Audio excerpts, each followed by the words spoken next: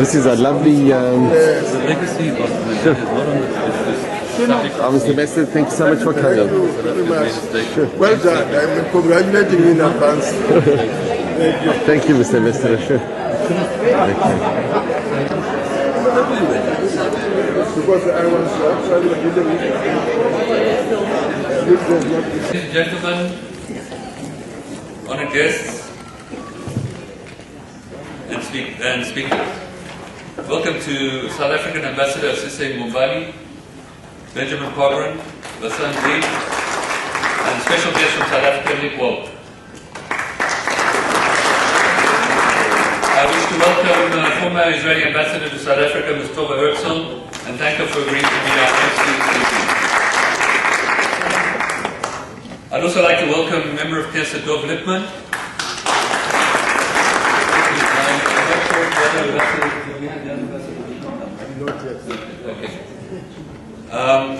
So my name is Dave Bloom, for those of you who don't know.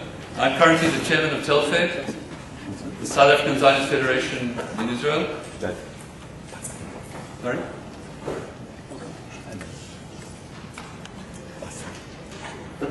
I mentioned Basel? Nick. Nick, I mentioned? And Basel? Yes. Yeah? Okay, done. Sorry. Forgive me if I missed that. Telfed is the umbrella organization for former Southern Africans in Israel, and its main role is the successful absorption of our fellow immigrants. We are also a community organization and provide a range of services from scholarships, welfare, and rental housing. I've had the privilege of working with a great team of people to put this event together: Johnny Zausman, Max Moss, Les Glassman, Doran Klein, Gidi Shimoni, and Benjamin Pogren. I'd also like to thank Tanya Mondlin, who has a photography exhibition out front. I urge you to have a look at it afterwards. She's put together a wonderful exhibition of photographs, and thank you, Tanya, for doing that. At the outset, I wish to say on behalf of the partner organizations, Telfed, the South African Embassy, Wits, Alumni, and Forum Surah, that our common background as former Southern Africans brought us naturally together with a desire and vision to learn from the legacy of Nelson Mandela, who sadly passed away just 7 months ago. Madiba was by far one of the greatest leaders of our time, and this evening we hope to talk about those qualities and how they may be relevant to our own situation. I do want to stress that whatever is expressed here this evening is the opinion of the people concerned and has no connection whatsoever to the organizers and sponsors of this event. You will hear later that we don't want it to be just a once-off affair, but wish to start a project around the Mandela legacy that will inspire future leaders of this region. But I just want to also start with some housekeeping issues, and that is to do with the security situation. I'm going to divide the hall up in two. If you can imagine, there's a line running down the middle of the hall. Those of you who, Julian, you're on that side, and Les, you're on the other side. So there's a line coming down the middle. Sorry? So half the people on the right-hand side, please note, you have to leave from this side of the hall if the siren goes off. We have 1.5 minutes. You don't have to panic. You've got plenty of time. You turn right when you come out here, and you will go out the entrance where you came in, and turn right immediately, and there's a stairwell, which is a secure area. It's 2 glass doors. You just push the doors and go through, and people can go up the stairs and down the stairs. That's this half of the hall. Okay? The other half of the hall, left or down the other side, will go out the same entrance. You'll come out this door here. You go down the corridor, make a left, and go all the way down to the bottom, and there's a room there. You'll see signs saying, I believe, Cheder, I think it's 134. And that is also a secure area. I hope we have a quiet evening. I hope we have no sirens. And I really thank you for coming. I know it's been a bit nerve-wracking these last few days, and we appreciate you making it here this evening. No, those doors automatically open. You just push them and they automatically open. Yeah, but you still have to move the easels. Sorry? You still have to move the easels. The easels. Okay, we'll move the easels.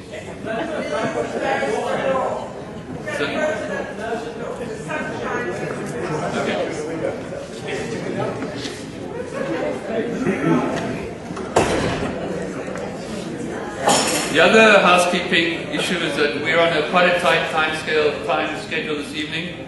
We were given this hall gratis by the Tel Aviv, the Academic College of Tel Aviv Jaffa, and we want to thank them for giving us this hall this evening.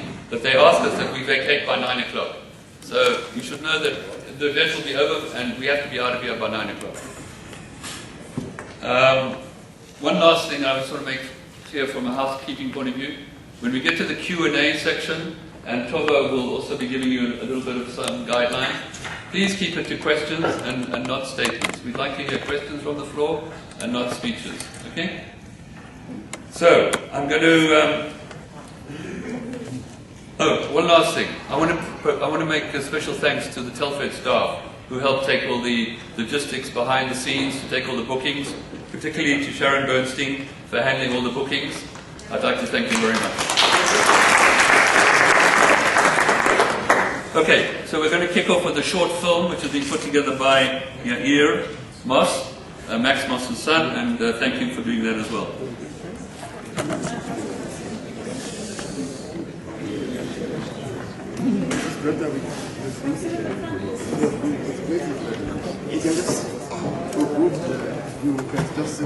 Thank you very much.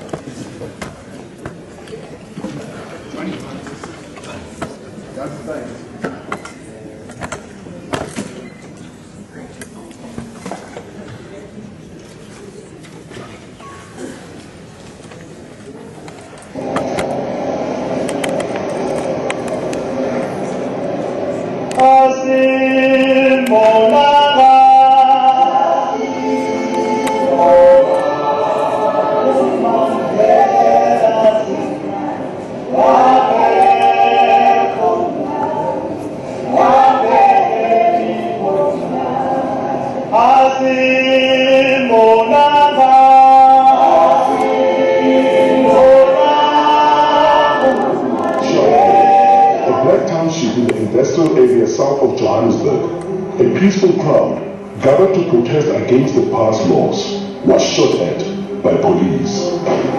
69 people died.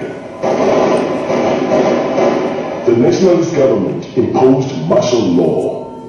All opposition was banned and thousands were jailed.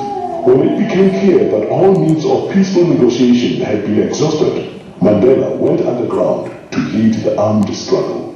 We have made it very clear in our policy that South Africa is a country of many races. There is room for all the various races in this country. There are many people who feel that it is useless and futile for us to continue talking peace and non-violence against a government whose reply is only savage attacks on an unarmed and defenseless people. In 1962, Mandela was captured, charged with leaving the country illegally, and sentenced to imprisonment for 5 years. Shortly afterwards, his ANC comrades were captured with evidence which incriminated Mandela. He returned to court for the Livonia trial, where he and 8 others faced a possible death penalty. The very speech which was made by Nelson consolidated the spirit of the people on side, because it was a defiant spirit. I have fought against white domination, and I have fought against black domination.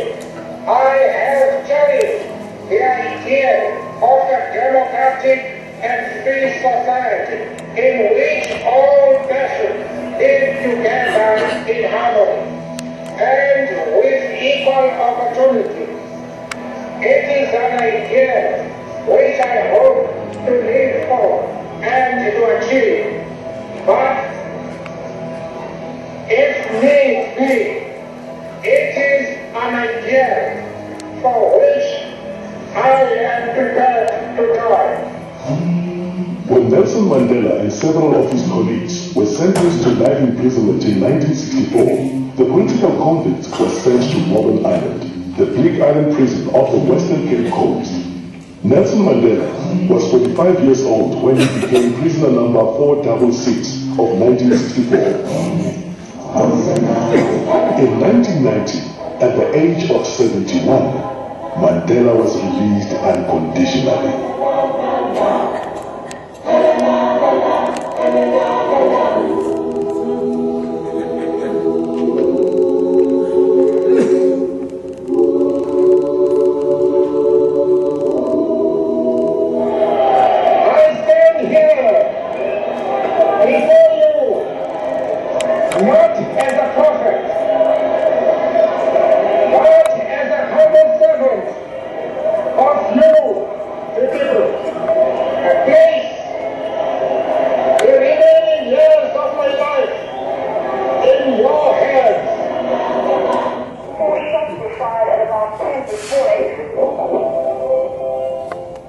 cold-blooded murder of Chris Hani has sent a shock waves throughout the country and the world. Our greater anger is tearing us apart. Millions of South Africans, black and white, through the country, have over the past days demonstrated their grief and anger at this horrendous deed. Our main concern is the security in town, because there are right elements there.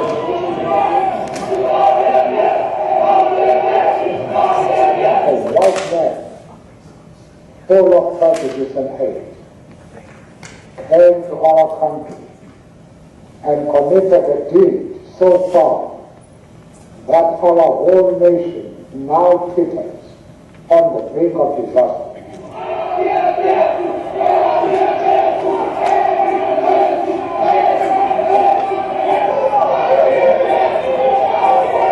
A white woman of Afrikaner origin risked her life so that we may know and bring to justice this assassin. After leading negotiations for a new South Africa, Nelson Mandela cast his vote in the first free and democratic elections and became the country's first black president. Never, and never again shall it be that this beautiful land will again experience the oppression of one by another.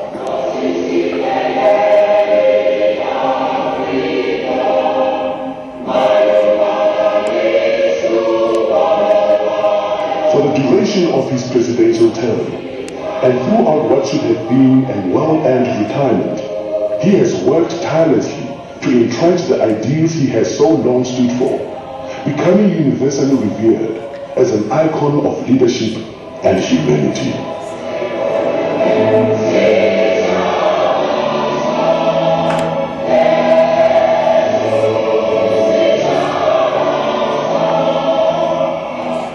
It was a memorable African afternoon. Francois, and then we had 65,000 South Africans here today. Tremendous support.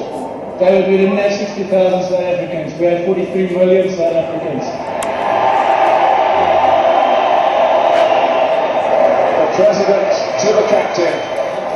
A moment that helped shape a new rainbow nation. A moment crafted by the charisma, the dignity, and the understated genius of one very special man. Nelson Mandela, Madiba, we salute you.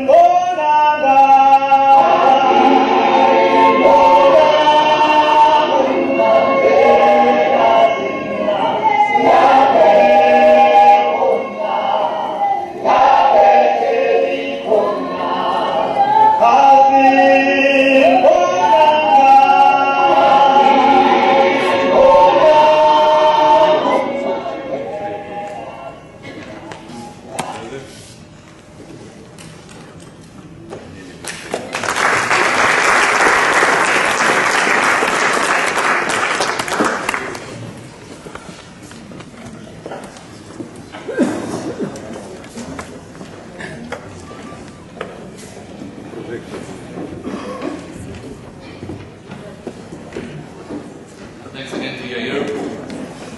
Okay. And I wish to welcome MK Dov Lipman to say a few words. MK Rabbi Dov Lipman moved from Silver Spring in years. Sorry, South Africa, we're a bit limited. To Bet Shemesh, Israel 9 years ago with his wife and 4 children. MK Rabbi Lipman has rabbinic ordination from Ner Israel Rabbinical College and a Master's in Education from Johns Hopkins University. The author of 3 books about Judaism and an experienced educator, MK Lipman rose to national and international prominence for his role in challenging and combating religious extremists in Bet Shemesh. He was elected to the 19th Knesset as a member of the Yesh Atid party, led by MK Yair Lapid, and is the first American-born MK in close to 30 years.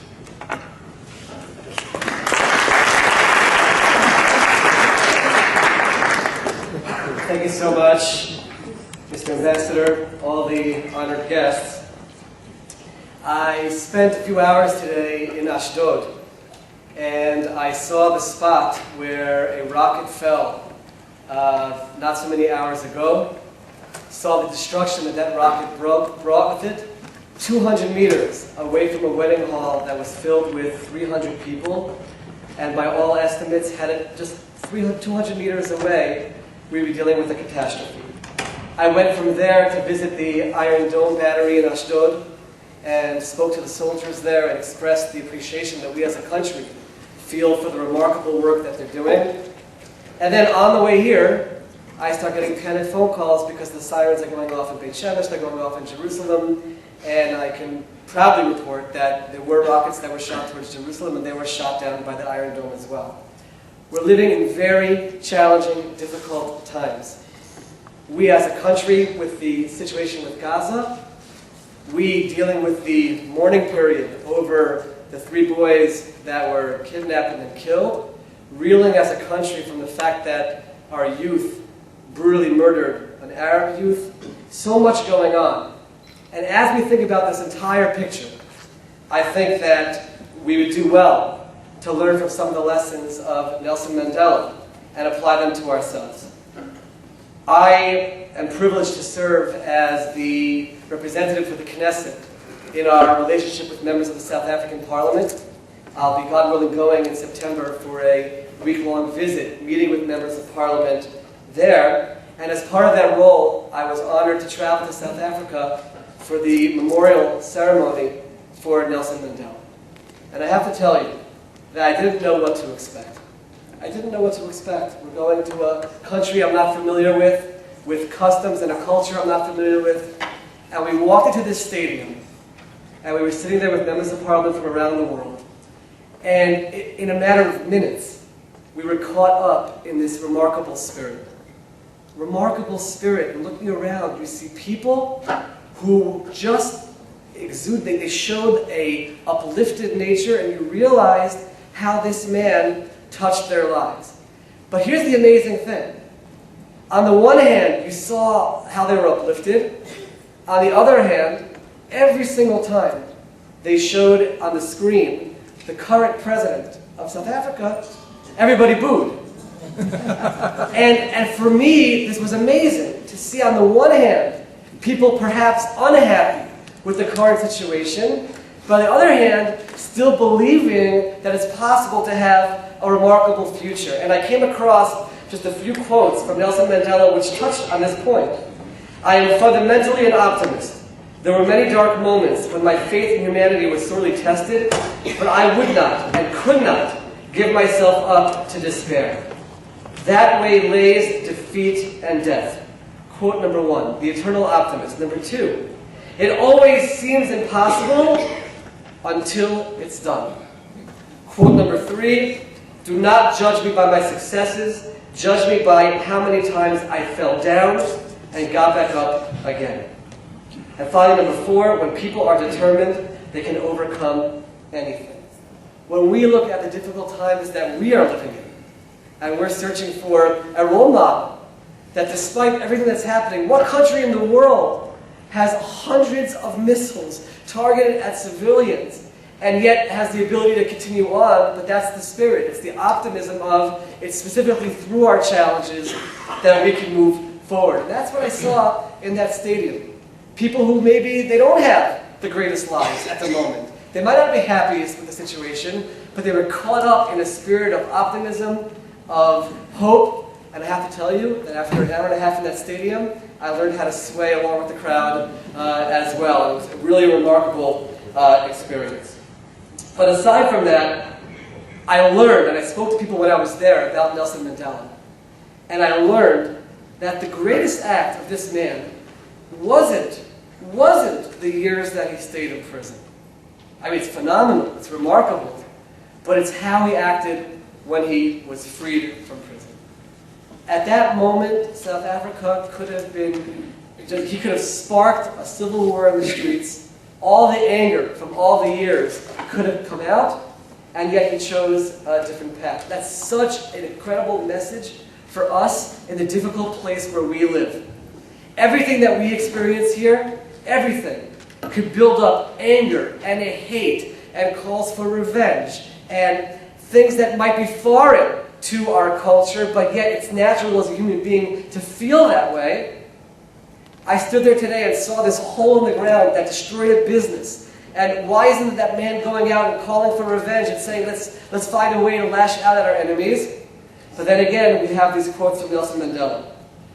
Quote number 1, "For to be free is not merely to cast off one's chains, but to live in a way that respects and enhances the freedom of others." Number 2, resentment, this one really touches me deeply. Resentment is like drinking poison and then hoping that that will kill your enemies. And where does that come from? Where does it come from to have that perspective? And this is something that we here have to keep in mind at all times, both in terms of our struggles with our enemies, and I have to say even internally, and even amongst the Jewish people in Israel. The last quote, "Man's goodness is a flame that can be hidden but never extinguished." To understand that in every single human being, you can find that good, regardless of whatever that person has done to you. You can find that good. That, I believe, is the lesson and the legacy that he left not only to South Africa, not only to people who lived in South Africa and moved elsewhere, but to all of humanity. I, as someone who just spent 8 hours in South Africa, I try to think about this message daily because we have challenges on a daily level, both to find that source of optimism and to find that source of good in every person despite all the evil that we see around us. And that, I believe, is the message that we, living in Israel, in July 2014, with everything that surrounds us, that's the message that we should take with us. And therefore, as we internalize that message, we need to be eternally thankful to this leader, always remember those messages, and transmit those messages to our children, to our grandchildren, to our students, and to the entire country. And if we do so, we will be better people, we will be a better nation, and God willing, we will be a greater state as well. Thank you so much, and let's try to keep those messages with us at all times.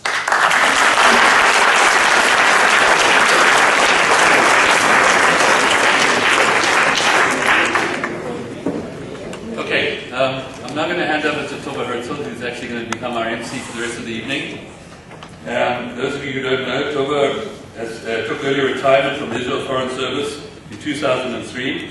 Her last post was ambassador to South Africa.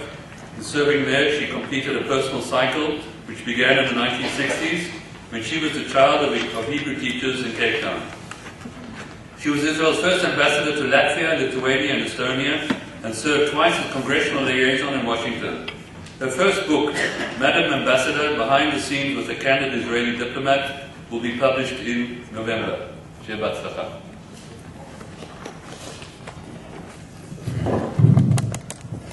Thank you very much, Dave.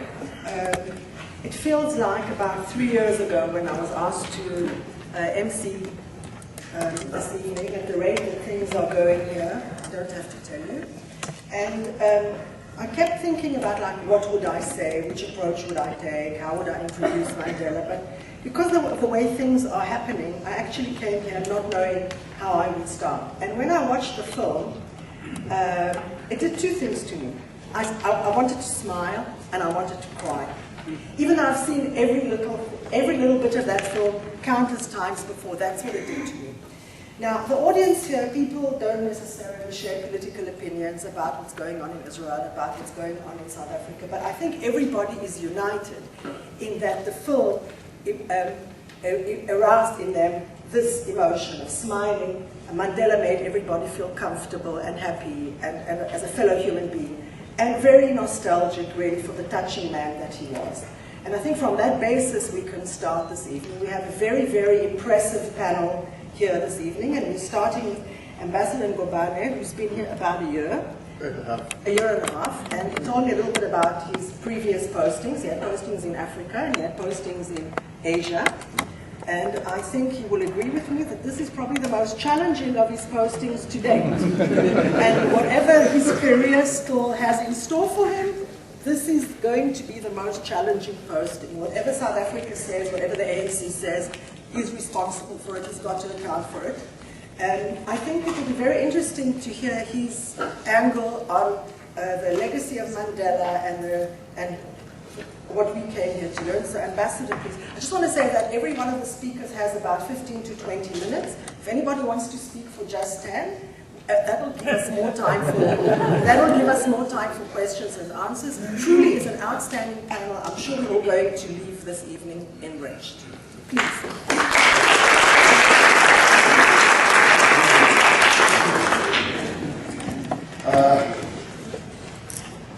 Our hosts, the organizers, of course, Telfed, Wits, Alumni, and our moderator and director today, MP,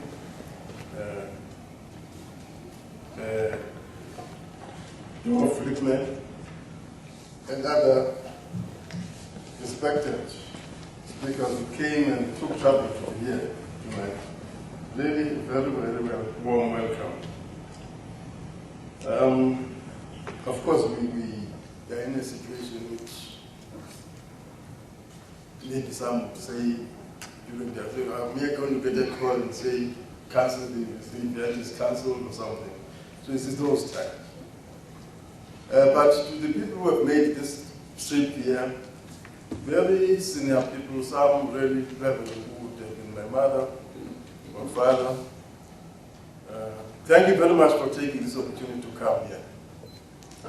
It means a lot to me personally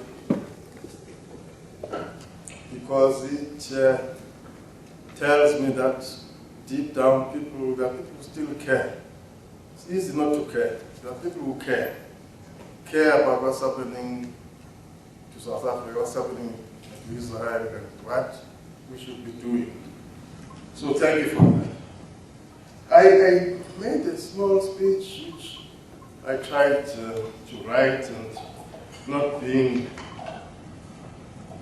trying to find words, trying to remember the very, very important person in our history, and also a person who was really at the level of my father. So for me, the speech I did is titled "The Mandela I Knew, the Mandela I Met."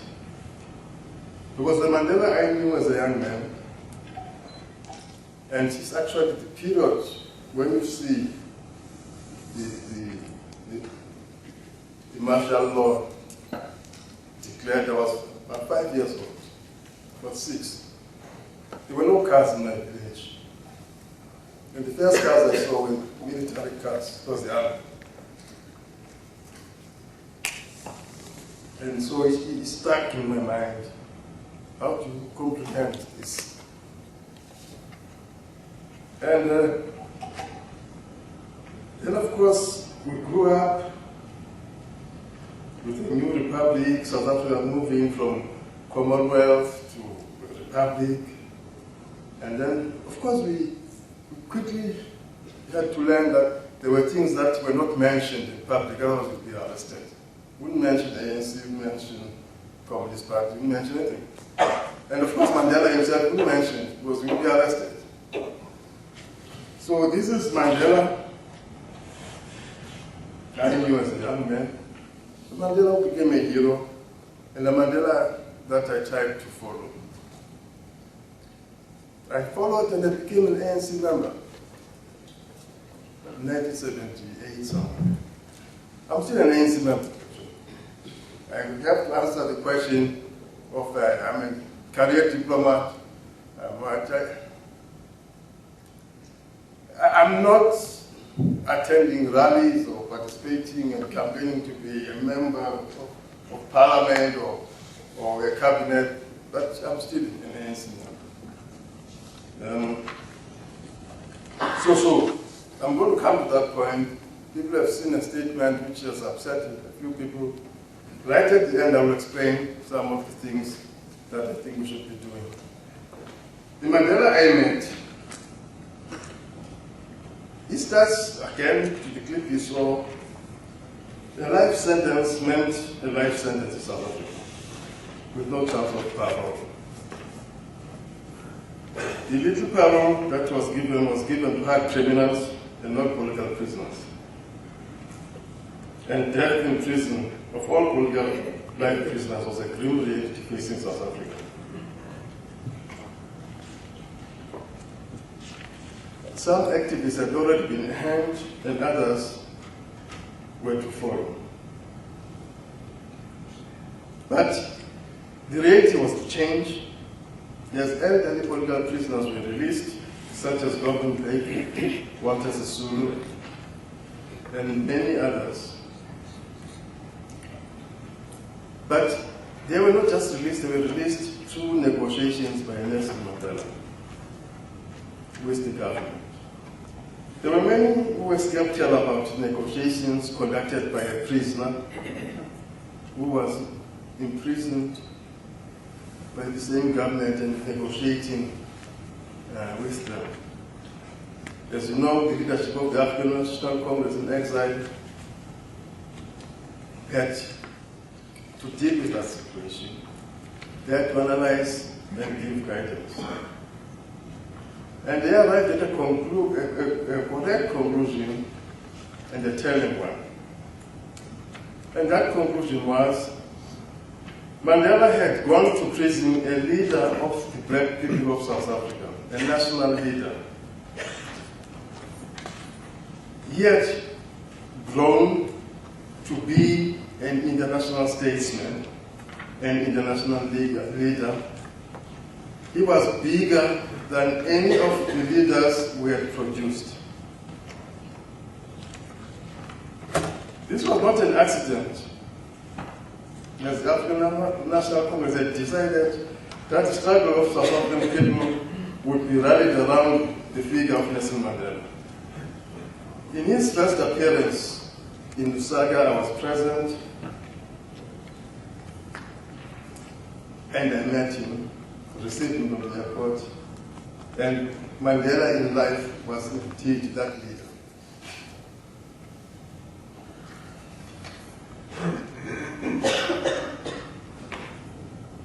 We had so many things to grumble about in being in exile, unhappy about leadership, unhappy about this and that.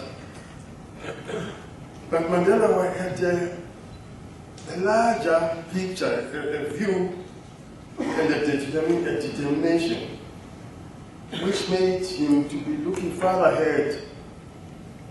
And that gave me an advantage in dealing with any of the people around him. Because prison had taught Mandela not to focus on the immediate condition, but to look far, far ahead. You have quoted Nelson Mandela many times, and I will just add this one, which he wrote in his book, talking about him getting out of prison. He said, I knew if I didn't leave my bitterness and hatred behind, I'd still be in prison. I would never escape prison. I had to liberate myself. I had to leave my bitterness.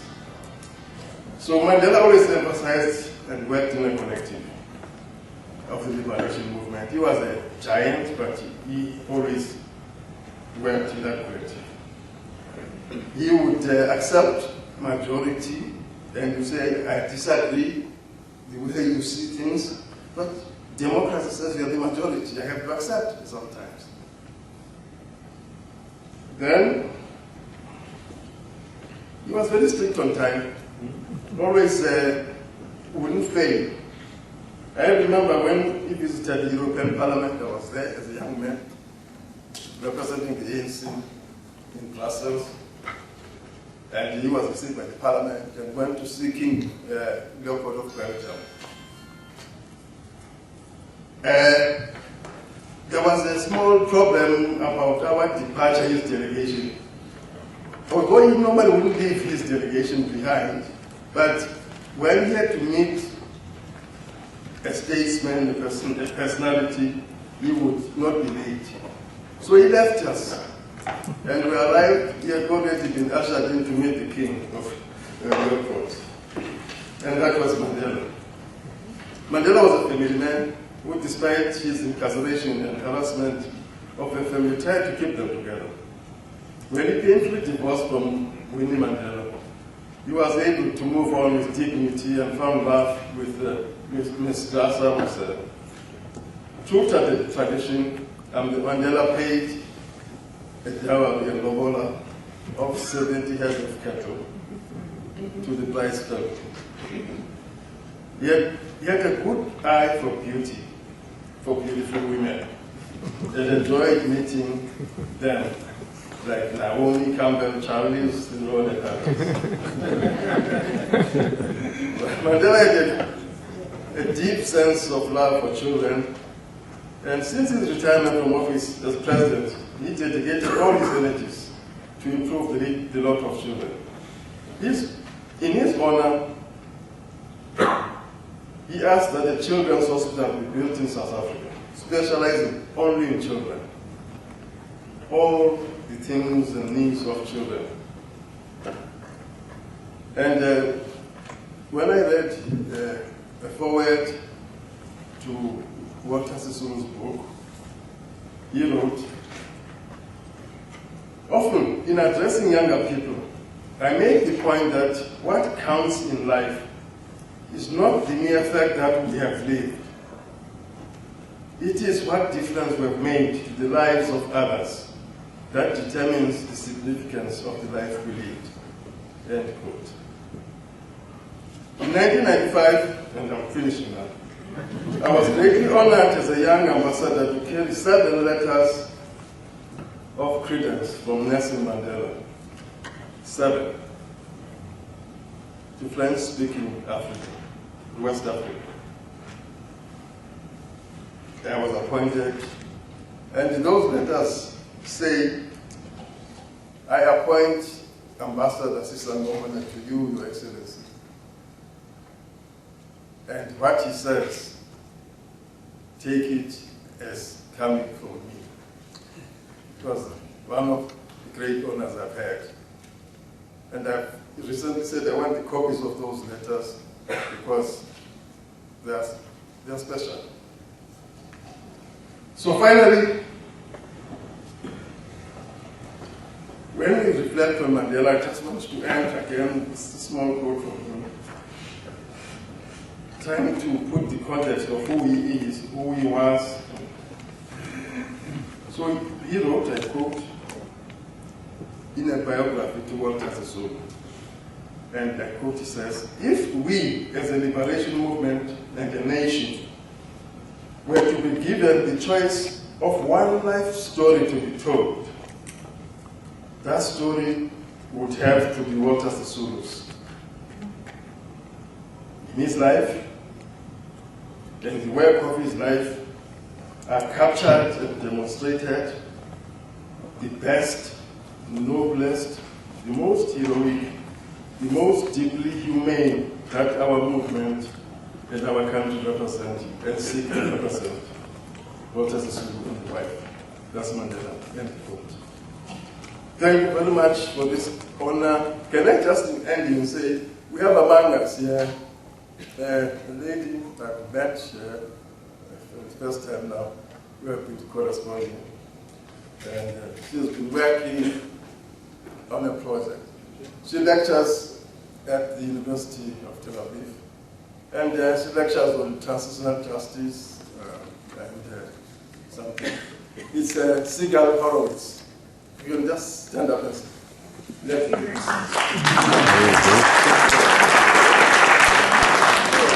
One of the cases we get inspiration from, of course, is South Africa, which we teach the students. And they start, obviously, comparing and drawing analogies and thinking of the future here. And it gives us a lot of hope.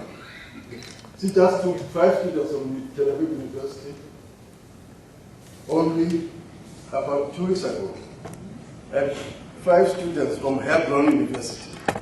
And it was the time of the tragic kidnapping of these young 3 children. And of course, there was a military clampdown in Hebron. Nobody would move. And working with her and me and made the foreign colleague, the foreign minister, talked to the military commander. The students from Hebron were able to join the 5 students from Telfed University to go to University of Johannesburg for a seminar. They have just come back.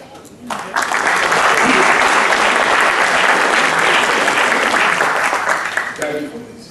Thank you for your support and help. Yes, and that's one small thing.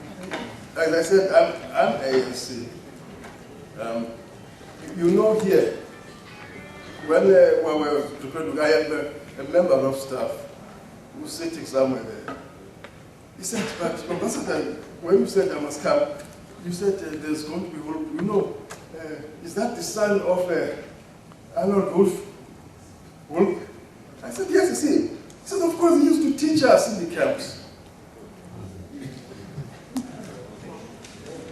ANC camps, the father, to Nick.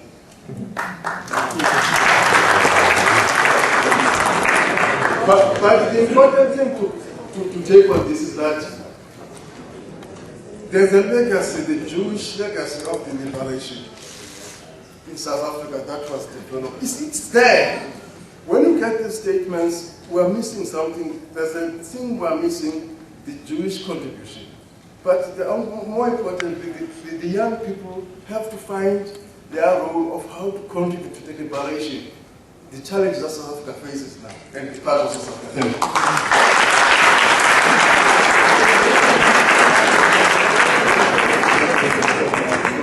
Thank you very much. No, you're fine. We're on schedule. Perfect. Thank you very much. NK Rabbi Lippman is apologizing that he has to leave because of the situation. Thank you very much for coming. He has to go on to another meeting. Thank you very much for coming. Thank you, everyone.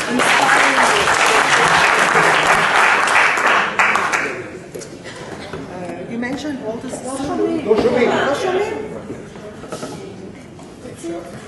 Shomir? Okay, you hear me now? No. Switch it on.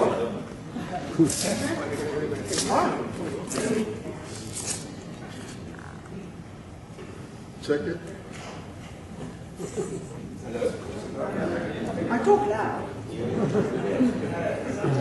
Is it not your voice? Yeah, okay, so go up.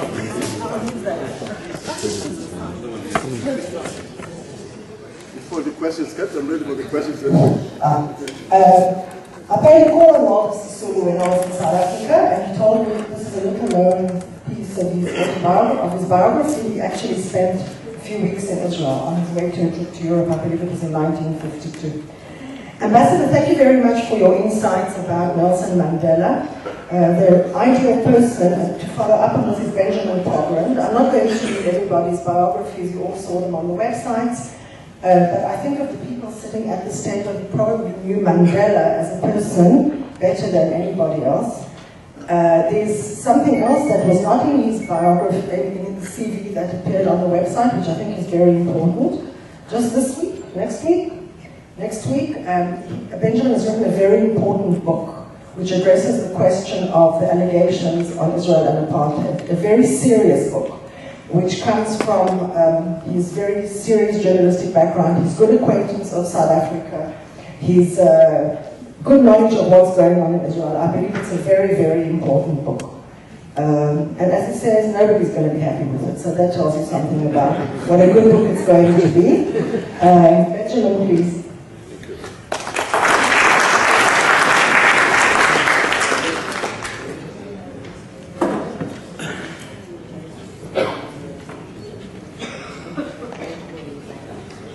Thank you, Silva.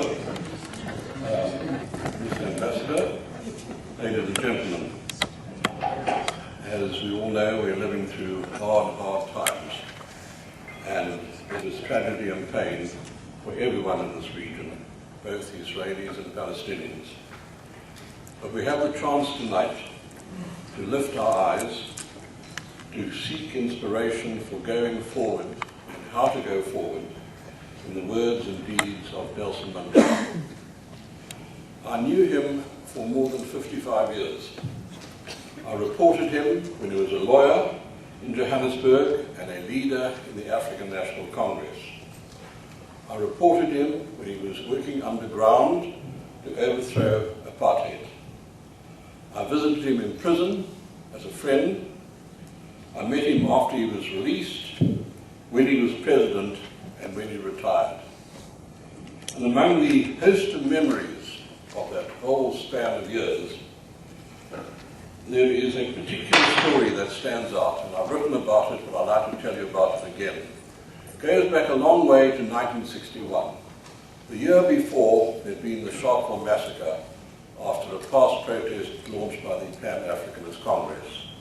And as a result of that, Mandela called for a 3-day stay-at-home.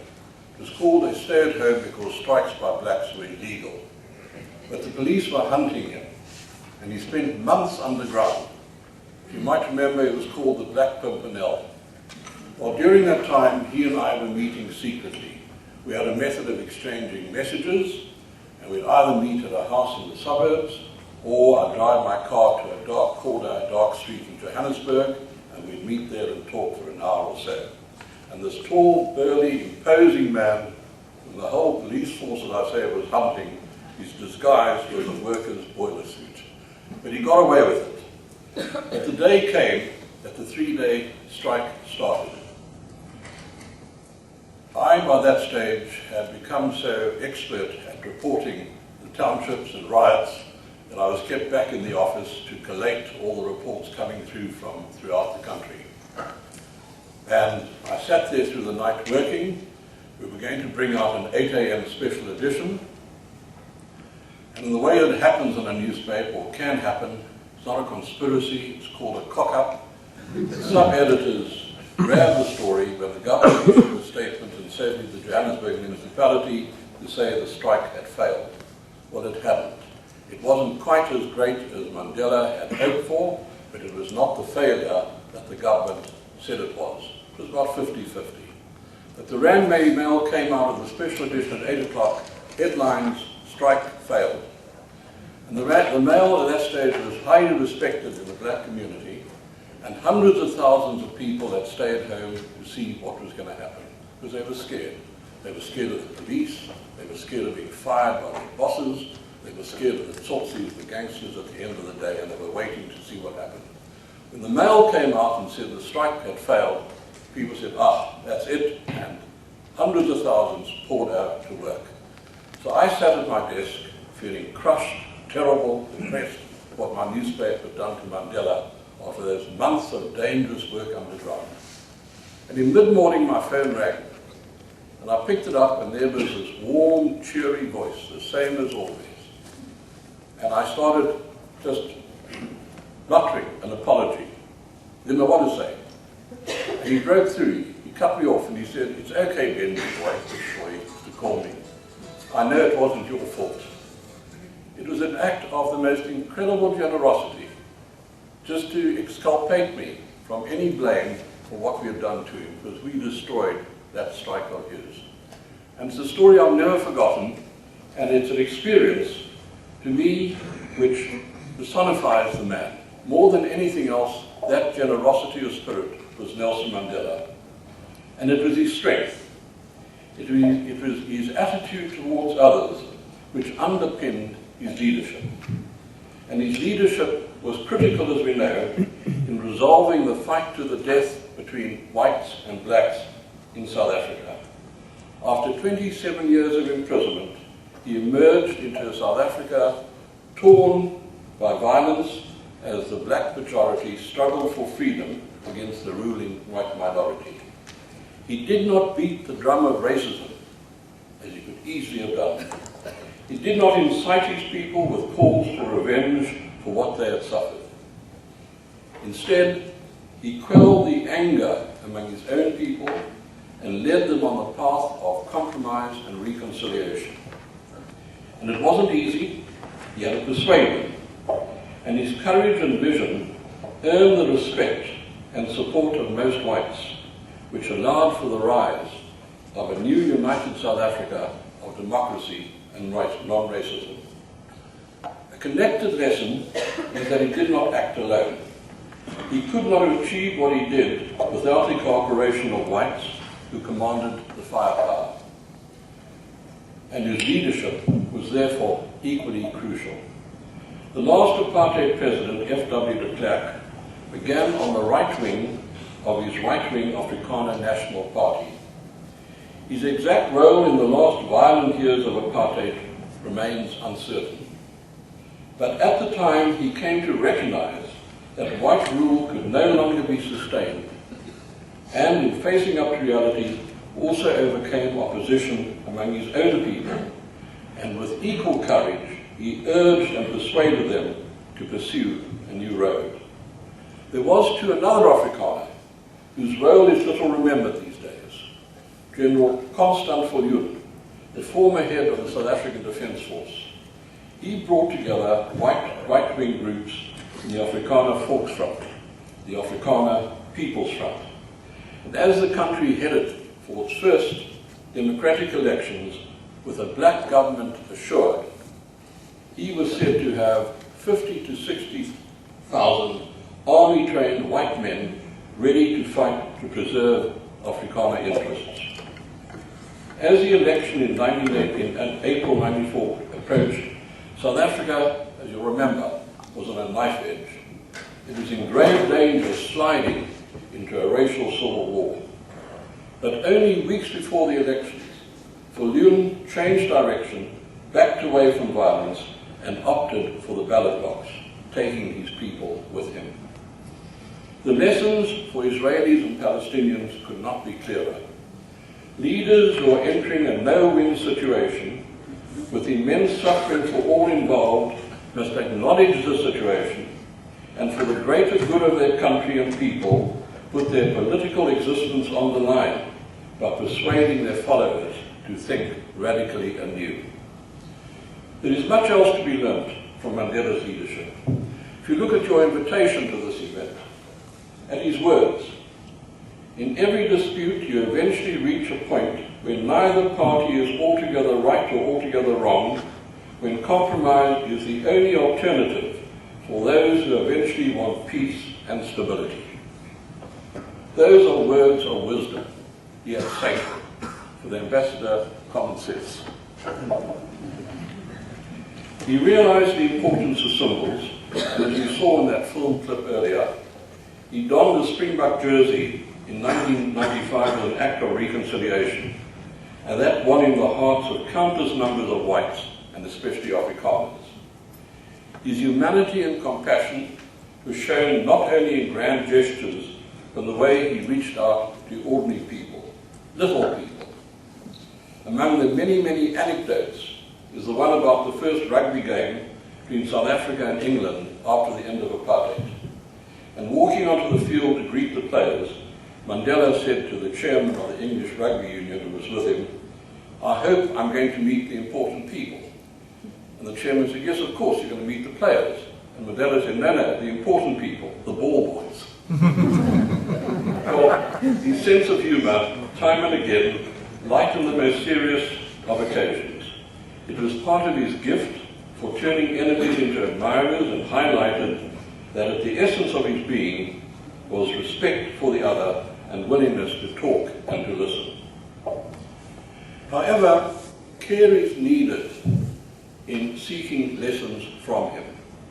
Understandably, whether Palestinians or Israelis, leftists or rightists, people take from Mandela only the words or lessons they perceive best illustrate their beliefs or struggle.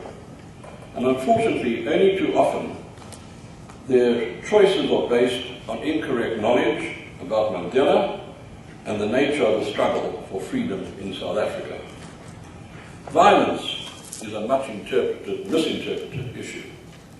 After decades of unsuccessfully pleading with whites to end discrimination, and after the repeated failure of non-violent protests, Mandela and his colleagues took the fateful decision in 1961 to turn to armed resistance. Some hold this up as justifying Palestinian violence against Israeli civilians. However, it was a focused resistance, with attacks targeting property and the military. The policy avoided attacks on civilians, firstly because the African National Congress and its supporters were imbued with Mahatma Gandhi's belief in non-violent protest, and secondly, based on the fact that whites feared being murdered and swept into the sea by the black majority. Thus, indiscriminate killings would have reinforced the fear and stiffened white opposition to yielding power to blacks. During the next 3 decades, the ANC's armed wing, Umkhonto Sizwe, Spirit of the Nation, adhered to this policy with only a few exceptions. And it proved an effective strategy when circumstances changed, because then fear was not a major factor in determining the white attitude towards the transitions to come. Mandela supported Palestinian liberation. Of course he did, he had to. But an important statement he made about it is consistently misused.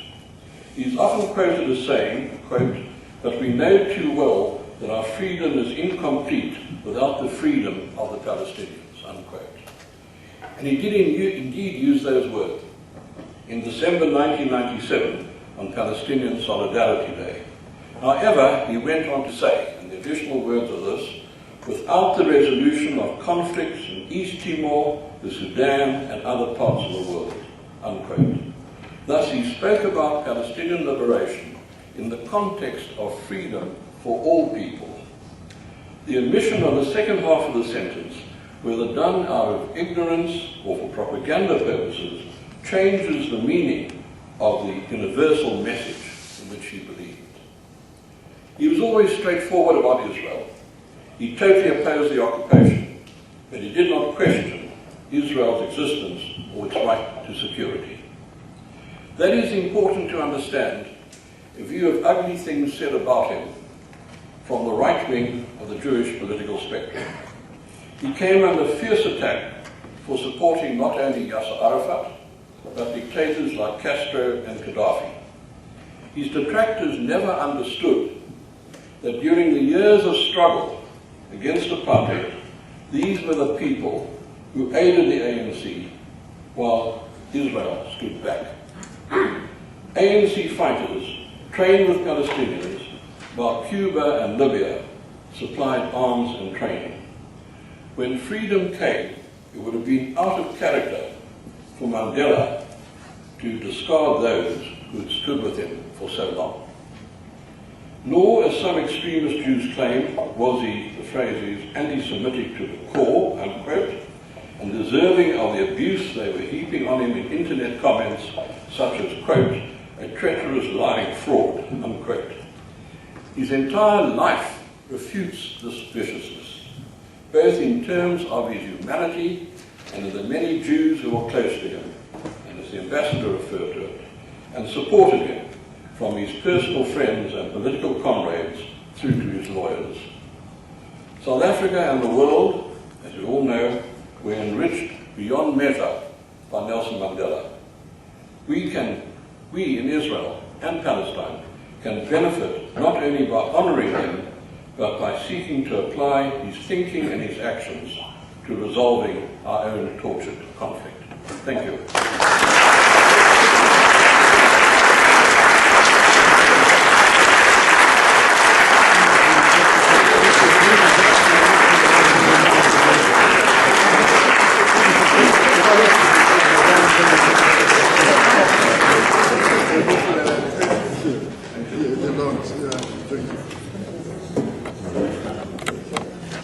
Thank you very much, Benjamin. Thank you very much.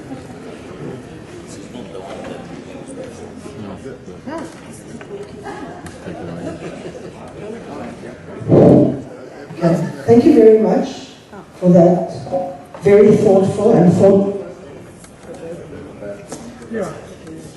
Can't I just talk loud? Come here. No, they can hear me. Thank you very much for that very thoughtful and very thought-provoking, for your very thoughtful and thought-provoking comments. We will now hear Bassem Eid, who is a Palestinian human rights activist, and he's an equal opportunity activist. He criticizes the Israelis and the Palestinians, whoever deserves it. He's been several times in South Africa with Benjamin to discuss the issues at hand. He's very familiar with South Africa and with Mandela's legacy and how it influenced South Africa, and we look forward to hearing it. Thank you, Toba.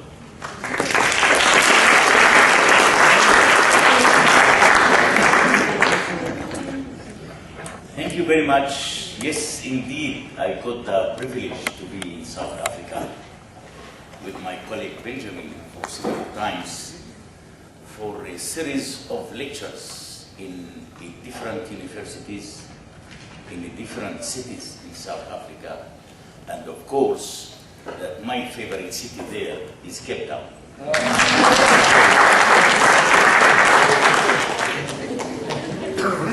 Yes, indeed, I think that Mandela, as Mandela, was a kind of a hope, probably much more to the Palestinians rather than to the Palestinian leadership. I think that the Palestinian leadership almost lost the opportunity to use the thinkings, the thoughts, and probably the experiences of Nelson Mandela. I don't remember one day that a Palestinian leader tried to approach Nelson Mandela on one among the other conflicts that we, the Palestinians, got around the world, in turn to get a little bit thoughts how we should have to act in turn to solve it. I remember in the middle of the 90s, I have a friend of mine who is a historian from Haaretz newspaper called Tom Segev. He visited South Africa in the middle of the 90s. He was invited for a party somewhere in Johannesburg, and suddenly he met Nelson Mandela. Tom Segev approached Nelson Mandela and he asked him one question. The question was that people said that Yasser Arafat is the Palestinian Nelson Mandela. Will you agree on that? Then Nelson Mandela just smiled and he turned his back and went. Which is, in my opinion, certainly such thing has been rejected by Nelson Mandela. So this is what we achieved from such kind of a slogan, which is, I am as a Palestinian, in my opinion, that Arafat left and he stuck the whole Palestinians in the mud until today. Now, in my opinion also that Nelson Mandela became as a spirit, probably than much more than anything else. I am so nervous how also the international community lost the opportunity to give Nelson Mandela the position that he really deserved on this earth. I don't think that the international community gave any attention for the struggle of such person that many, many coming generations can learn from his own experience. On the other side, the most important thing, which is, I think, it became much more symbolic towards South Africa and the people of South Africa and Nelson Mandela, is the unity and reconciliation, which is at least I can admit as a Palestinian that we almost failed in both of them, in the unity and in the reconciliation. We didn't succeed on that. Even that looks like that without a goodwill, it's impossible to reach a reconciliation. You need at least a will, not only from your part, but also from the other part. But unfortunately, we the Palestinians totally failed in such kind of things.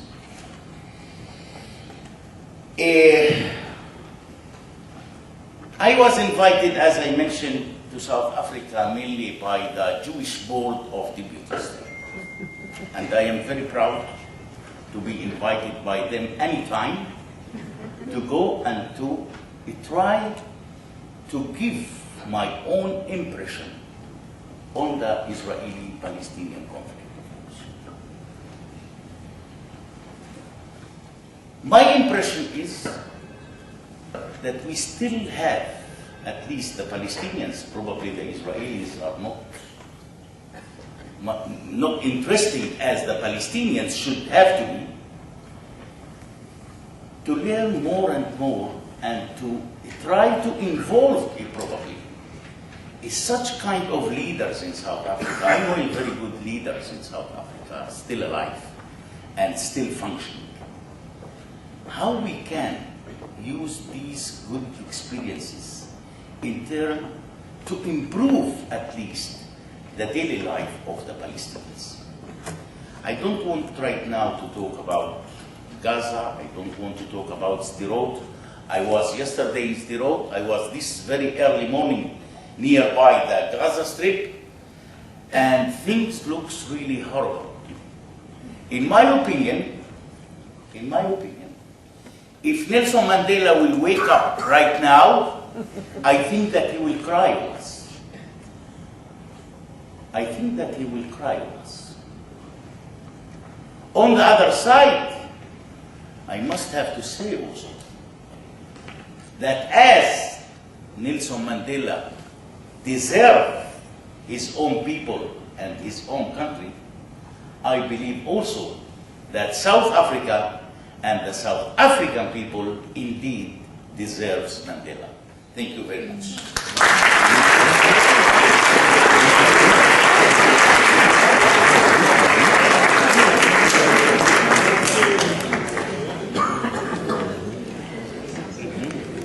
Thank you very much, Bassem. This is an unusual opportunity to hear. I'm sure everybody's very good. The mic's not working.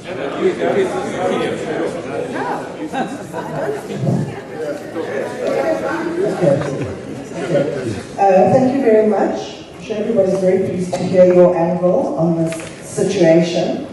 And our final speaker of this evening is Nick Walpe. The name Walpe needs no explanation to this audience. A few weeks ago I was in Amsterdam and I went to Rembrandt's studio and I was traveling with an art teacher and we said this is like visiting the Beit HaMikdash, the Holy Temple. I think in terms of the South African struggle where you work now is really that equivalent of Lillysleaf and all that implies. It's a landmark, it's a very important place. Nick is here as a guest of Yad Vashem, in conjunction with Yad Vashem. It's a meeting point that Israelis and South Africans have. I'm sorry that that's a meeting point, but maybe I think we can have probably, I'm sure the ambassador will agree, many other meeting points, but this is an important meeting point, and I'm glad you're here. And we'd like to hear your angle from the temple that you work in.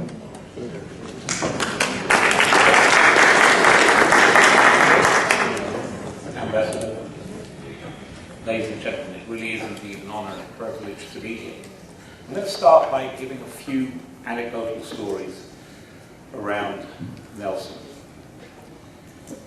Lord Rennick, who was the former ambassador to South Africa, tells one in particular, which I think to some degree symbolises the meaning and essence of who Mandela is, what he represents, and what he epitomises for not only I think South Africans, but the world in general. He said he gets a call from Nelson and he says, Ambassador, please will you come to Shell House? So he willingly obeys and arrives at Shell House. He walks into a very big boardroom and sits opposite Mandela, and Mandela says, no, please come and sit next to me.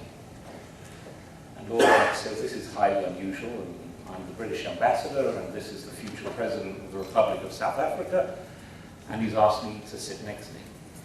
And then he says, lo and behold, the doors open, and in walk 70 Labour MPs. And now he thinks he's in a very awkward situation, because here he is sitting next to the future president, and walking into the room now are 70 Labour MPs. They sit around the table, and Mandela turns to the Labour MPs and says, I'd like you to meet my political advisor, Lord Rennick. At one point, Lord Rennick says he almost chokes on the water he's drinking. Now, why am I telling you this story? Lord Rennick went on to say it was the political shrewdness of Mandela, because he did not want these Labour MPs to attack Margaret Thatcher. He was not interested in engaging in a political discussion around the merits or demerits of her policy towards South Africa.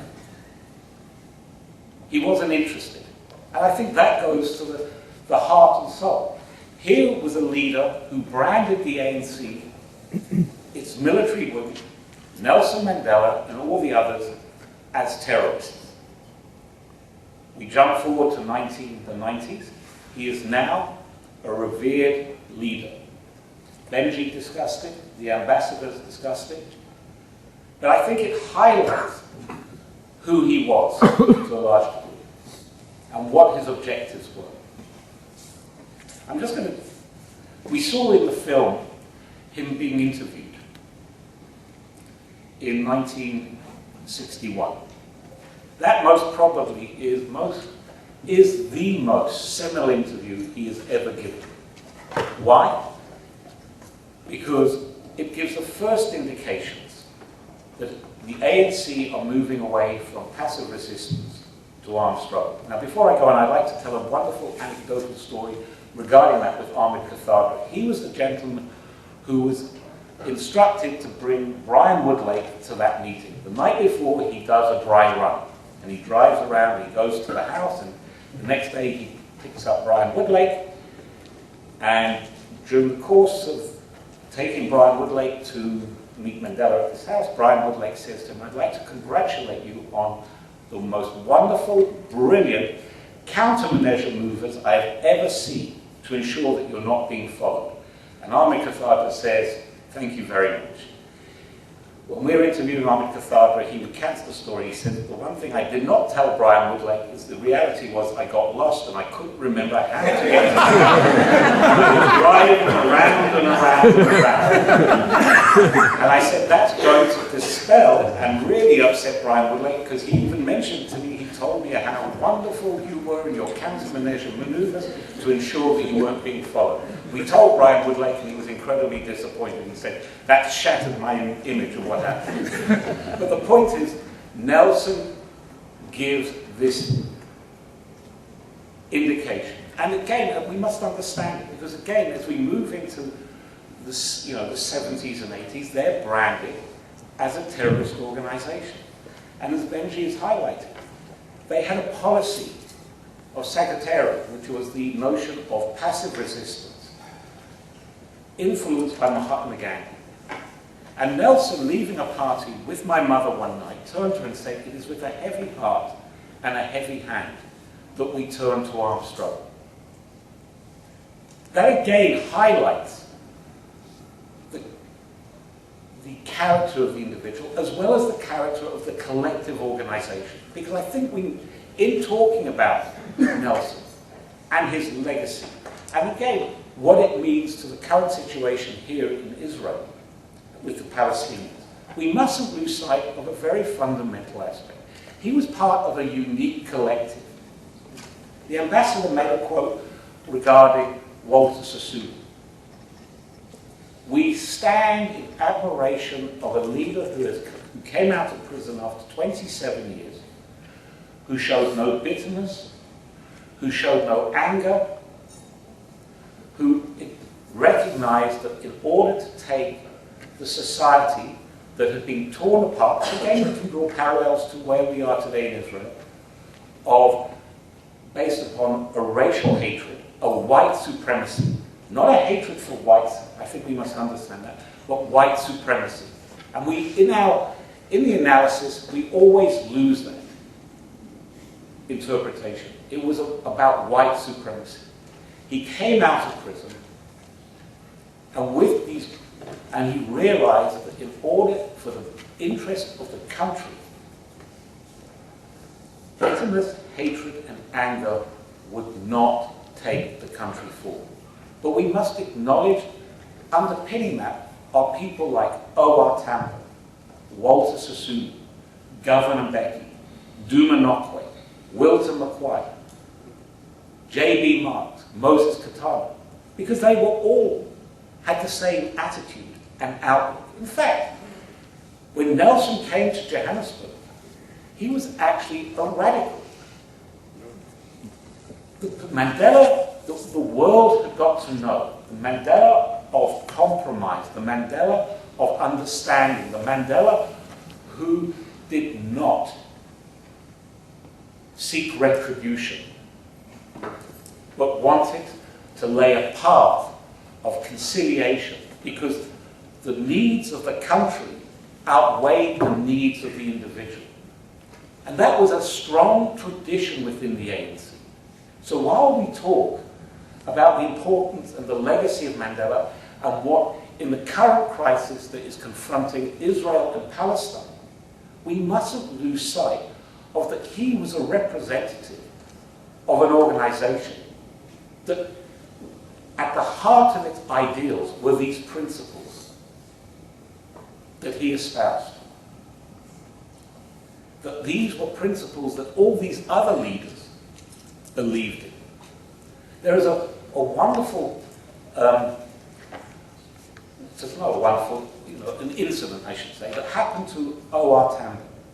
And again, this epitomizes the notion of tolerance, understanding of what Mandela represented. But not just Mandela, what the ANC as a political organization represented. So again, as Israelis, as citizens of Israel and of Palestine, one also needs to look at the collective leadership. Because there was an incident where O.R. was walking down the street and a white spat in his face. And he said he remembered it. It was something that he remembered very clearly. He spat in his face because he was a black. But in the articulation of that incident, you get no sense of anger, bitterness, resentment, hatred, or hostility. So while we're here this evening to pay homage to a very unique man, we mustn't lose sight of the fact that he was the embodiment of an organization and an embodiment of a collective, a very unique group of collective leaders of selfless sacrifice. When Nelson said from the dock, and before I go on to talk about his I am prepared to die statement, it was written up by Joel Joffe. And everyone knows that famous last element of that statement. If needs be, it is an ideal for which I am prepared to die. Now, Joel Joffe removed that last statement from what he had written because he was asked to write it up. So when it came back to Nelson to check, Nelson said to Joel Joffe, "Where is it? We don't believe you should say it." Nelson turned to him and said, "You know what, if I don't say it, then everything I stood for has been meaningless, without substance, and without merit, because everywhere I went, I have stated to the people that I am prepared to die. Now here I am, about to deliver a statement of why we as the ANC moved away from passive resistance to armed struggle, and you have removed this element from my speech. It will mean that I was a fraud. Everything I said to the people, it would be meaningless. And it was put back in, and then of course there's debate around whether they should use should, you know, again semantics, but anyway the discussion took place. But why do I say it? Again, it goes to the heart of conviction. We talk about the man, but we mustn't also lose sight of the fact that these were individuals who had deep-seated commitment. Because when he said, I am prepared to die, he was not just speaking for himself. He spoke for the other trialists. That they were prepared to pay the ultimate sacrifice of death for a cause and a belief and a commitment. Now, when we look at the South African situation, in terms of going back, I remember around 85, Joe Slover and my father said, they will never see South Africa again. They are going to die in exile. 5 years later, or I should say from 85, the process of the releasing of the Rivonia trialists began, first with Dennis Goldberg, with the assistance of the Israelis, and then gradually leading through to the end with Big Nelson. Now, why do I raise that? Because it highlights that regardless of how bad things were during the 80s, there was still optimism. There was still a belief. Whether they thought they would achieve it in their lifetime, that was debatable. But there was a firm belief that one day change will come. Now, Benji also made reference to de Klerk. And I think, again, we must show our respect to F.W. de Klerk. Why? Because while we pay homage to Nelson saying, look what he did, cometh the hour, cometh the man, he took us down a path whereby we could have fallen into violent civil war. Again, he mentioned Constant Georgiou. I mean, within that context, the assassination of Chris Hani was the most defining moment in our country. It showed the statesman-like ability of Nelson. A lot of people in the country say that was the time that he became President of the Republic of South Africa, when he went on national TV and said, yes, Chris Hani has been killed, and we know amongst our people there is anger, there is a sense of revenge, that they want the blood, they want to take revenge. And we can go back, because in the early 60s, when they moved to armed struggle, they read the situation perfectly, because they recognized, he and the others recognized also, that moving to armed struggle in the early 60s, they were harnessing the anger of their members. President Zuma last year, at the 50th anniversary of the raid on Louisville, at the dinner, said, we at that point, in 1961, wanted to run through the streets of Durban with machetes, killing every single white person that we could find. But because of the foresight, the understanding of the feeling of the people, MK became the avenue to harness and to channel the anger and resentment that was building up. It would contain them. We jump forward to 1993, and the same foresight that was displayed by Mandela and the other great leaders reappeared, where he went on national TV and said to the people,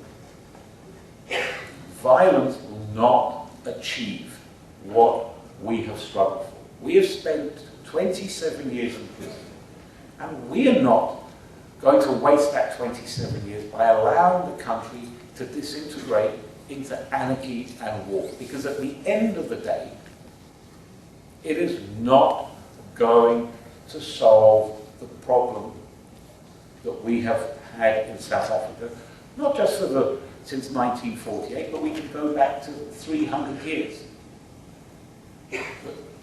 That had a very strong historical root. And why do I raise that? Because when the 3 Israelis were kidnapped, I wondered at that time, and it crossed my mind, why did not the Prime Minister go on national TV and speak to the people of Israel, recognizing that the anger was going to boil up and that there would be a sense of retribution. And that highlights again the understanding of leaders like Nelson Mandela, that they understood the feelings of the people and they needed to ensure that they harnessed the feelings of the people and controlled the feelings of the people to ensure that it doesn't get out of control. And I think that is fundamental to understanding not only Nelson Mandela, who was the symbol and became the symbol of our liberation struggle and became the voice of the liberation struggle, but also the voice of reason. A voice of reason which was also helped by people like de Klerk, because you also need on the other side of the fence your political adversaries to also be brought along. And he had the ability to bring them along. He had the political astuteness, the common touch, the ability to bring humour in. Again, let me just give you an example. The last time he was at Release Leaf was in 2005, and Arthur Goldright is there to greet him. The car pulls up. Arthur now is beaming because he's now going to be seeing Nelson. Nelson gets out of the car and says, "Oh, Arthur, lovely to see you, and thanks to you I spent 27 years in prison." At which point, Arthur's face went ash white. Nelson was beaming and said, "Oh, let's go and sit." But the point being is that he was able to see the humorous side of things. I mean, that is a thing. Again, people want to say, well, what is the relevance of it? The fact of the matter is that he did have an idea, because the fact of the matter is that the papers that were found at Lily's Leaf were supposed to have been destroyed, and Arthur hid the papers in the coal shed at Lily's Leaf, which enabled the authorities to bring Nelson as accused number 1 to the Rivonia trial. But it highlights the individual, that he was a man of the moment who could also show humour, humility, and a political astuteness and political awareness of how to deal with intractable problems and how to ensure that they did not become stumbling blocks through the process of negotiation, which I believe we can all learn from the lessons of South Africa. Because we were on the verge of civil war after the assassination of Chris Hani.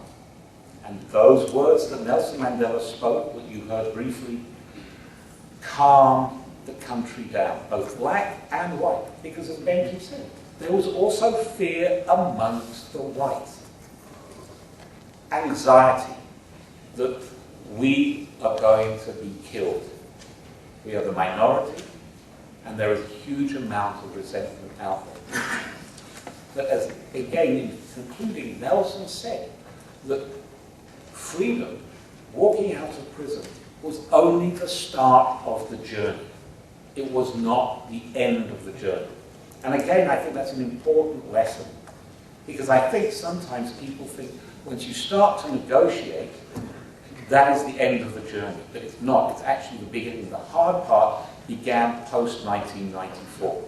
Because that was when things could have fallen apart. And that is when leaders like Nelson Mandela, Walter Sisulu, Govan Mbeki and the others provided the moral turpitude and guidance to ensure that we traveled the path of peace, reconciliation and understanding. Thank you very much.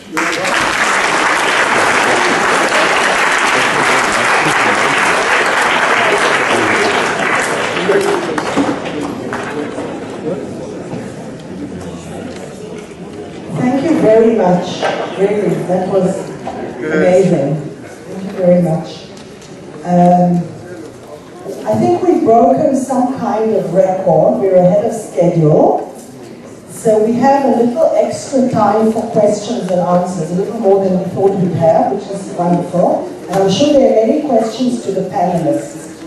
As I understand, there'll be someone with a roving microphone, right? I think the way we'll do this, to maximize the time of the audience and of the panelists, is we'll have a roving microphone going around and asking people, and everybody will ask their questions. I would really ask that you keep the questions to a minute and a half, not more than that. If you would like to direct your questions to the panel in general, you may do that. If you'd like to direct it to one particular panelist, you may do that. Once we've collected the questions, then each of the panelists will get, I think, we have about 10 or 15 minutes, so we can ask about 8 or 10 questions. And then each of the panelists will get about 5 minutes in turn to react to what was asked of the group at large. I think it's a more efficient way than question, answer. So, here we are. The floor is open to questions. We have a little more time than we expected. I think we're all very enriched by what we heard here of the man and of the leader. I'm looking forward to the question and to going deeper into the issues. So, you see all?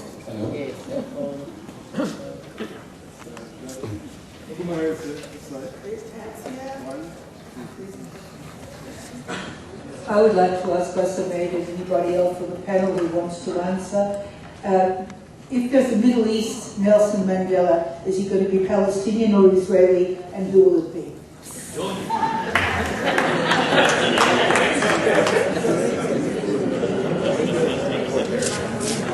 My question is for His Excellency, Mr. Ambassador. I'm actually not South African. I'm probably one of the few people in the room who isn't. But as a student leader in Britain in the 1970s, I was a big anti-apartheid campaigner. We all were. None of us knew what it was. We couldn't find South Africa on a map, but we knew we had to be against it. And we knew Nelson Mandela was a great man. He was an icon. And what I learned later, and what's being reinforced tonight, is no, he wasn't an icon. He was much better than that. He and the people who worked with him were, let me use the phrase in Yiddish, Menschen, right? They were great men. And this is supposed to be about the legacy of Nelson Mandela, and therefore the organisation that he led. So I've got here, I've theoretically seen it, the ANC's press statement about the situation in Gaza that was released today. It is a shoddy and dilettantish piece of work. It can't even get right the number of Israeli kids who were kidnapped and murdered. Mr. Ambassador, you are here as a representative of the Republic of South Africa. He is a member of the ANC, but his position as a representative of the government of South Africa. How does this kind of shoddy political posturing make your work as a serious diplomat easier or more difficult?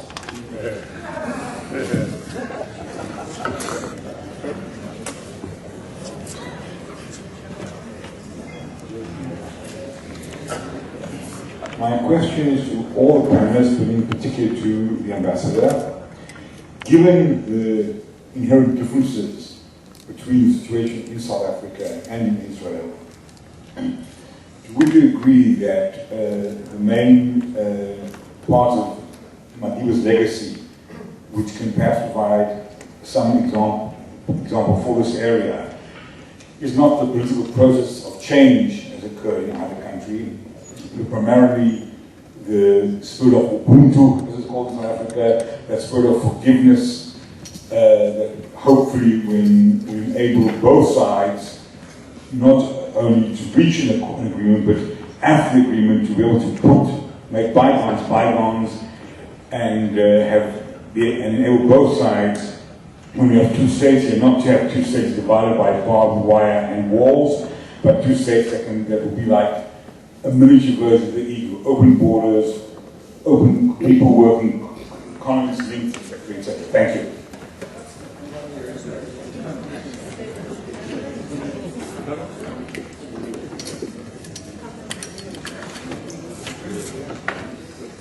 To the entire panel, recognizing that Mandela had a collective leadership that adhered to certain principles, how do you think that can be created among the leadership in Israel or among the Palestinians?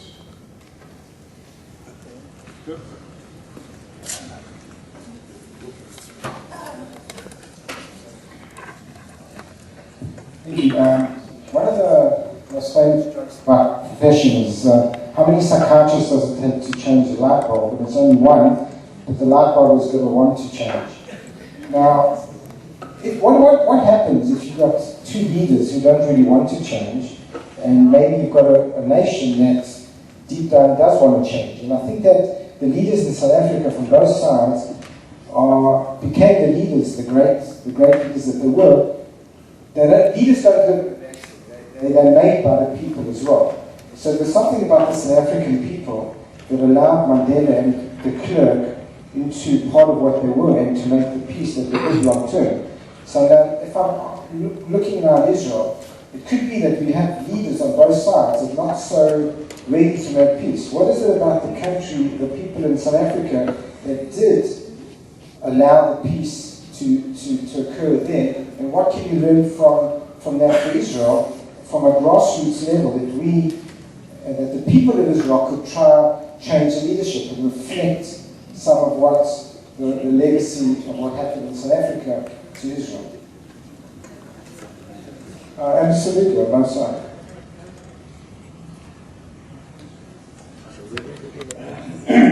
Mostly to Benjamin's argument. The question is, why did nobody mention the impact of the world community's ostracism of the white leadership in South Africa? And what would be the impact of this on the efforts for apologisms with regard to what's happening here?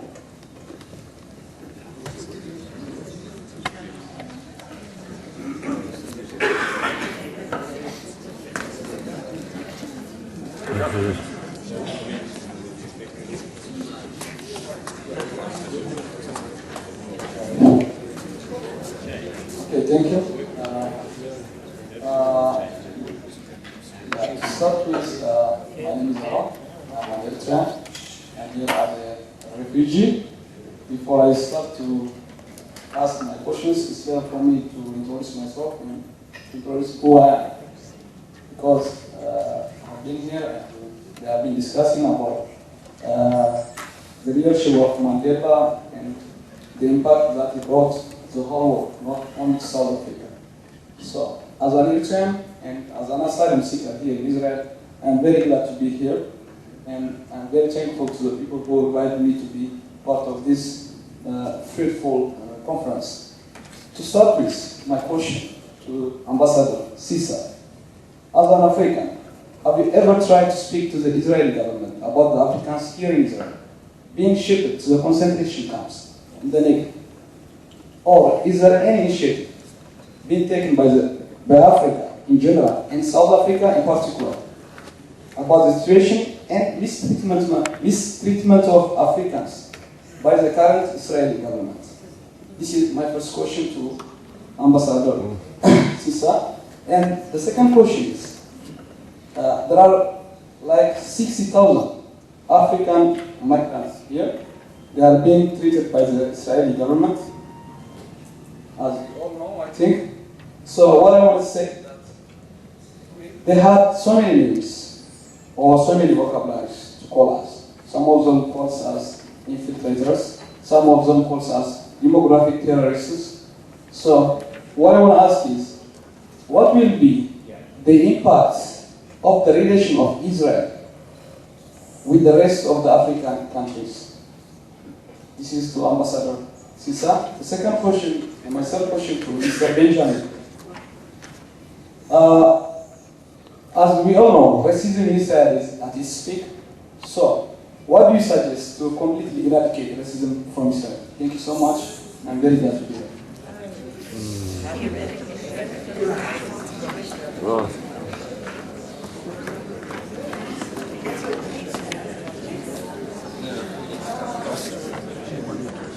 Question to the panel.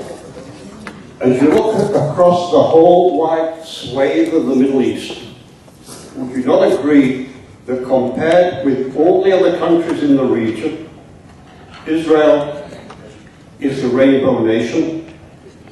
And using that yardstick, would you therefore not agree that most of the other countries in the Middle East display some of the worst habits of an apartheid state?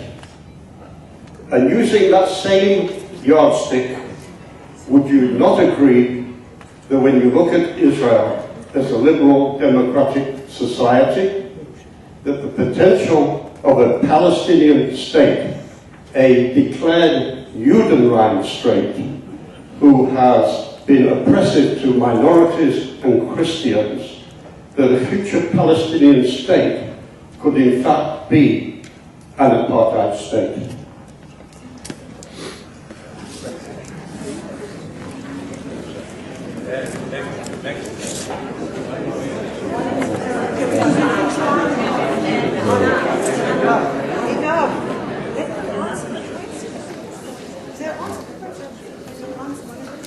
I'm not standing up. I want to ask you how there can be reconciliation here in Israel with the present occupation. I watched a film done with you, Mr. Bassan, and the journalist Gideon Levy, called Against the Grain, and I urge every South African to watch this film. You will be filled with sadness and filled with despair.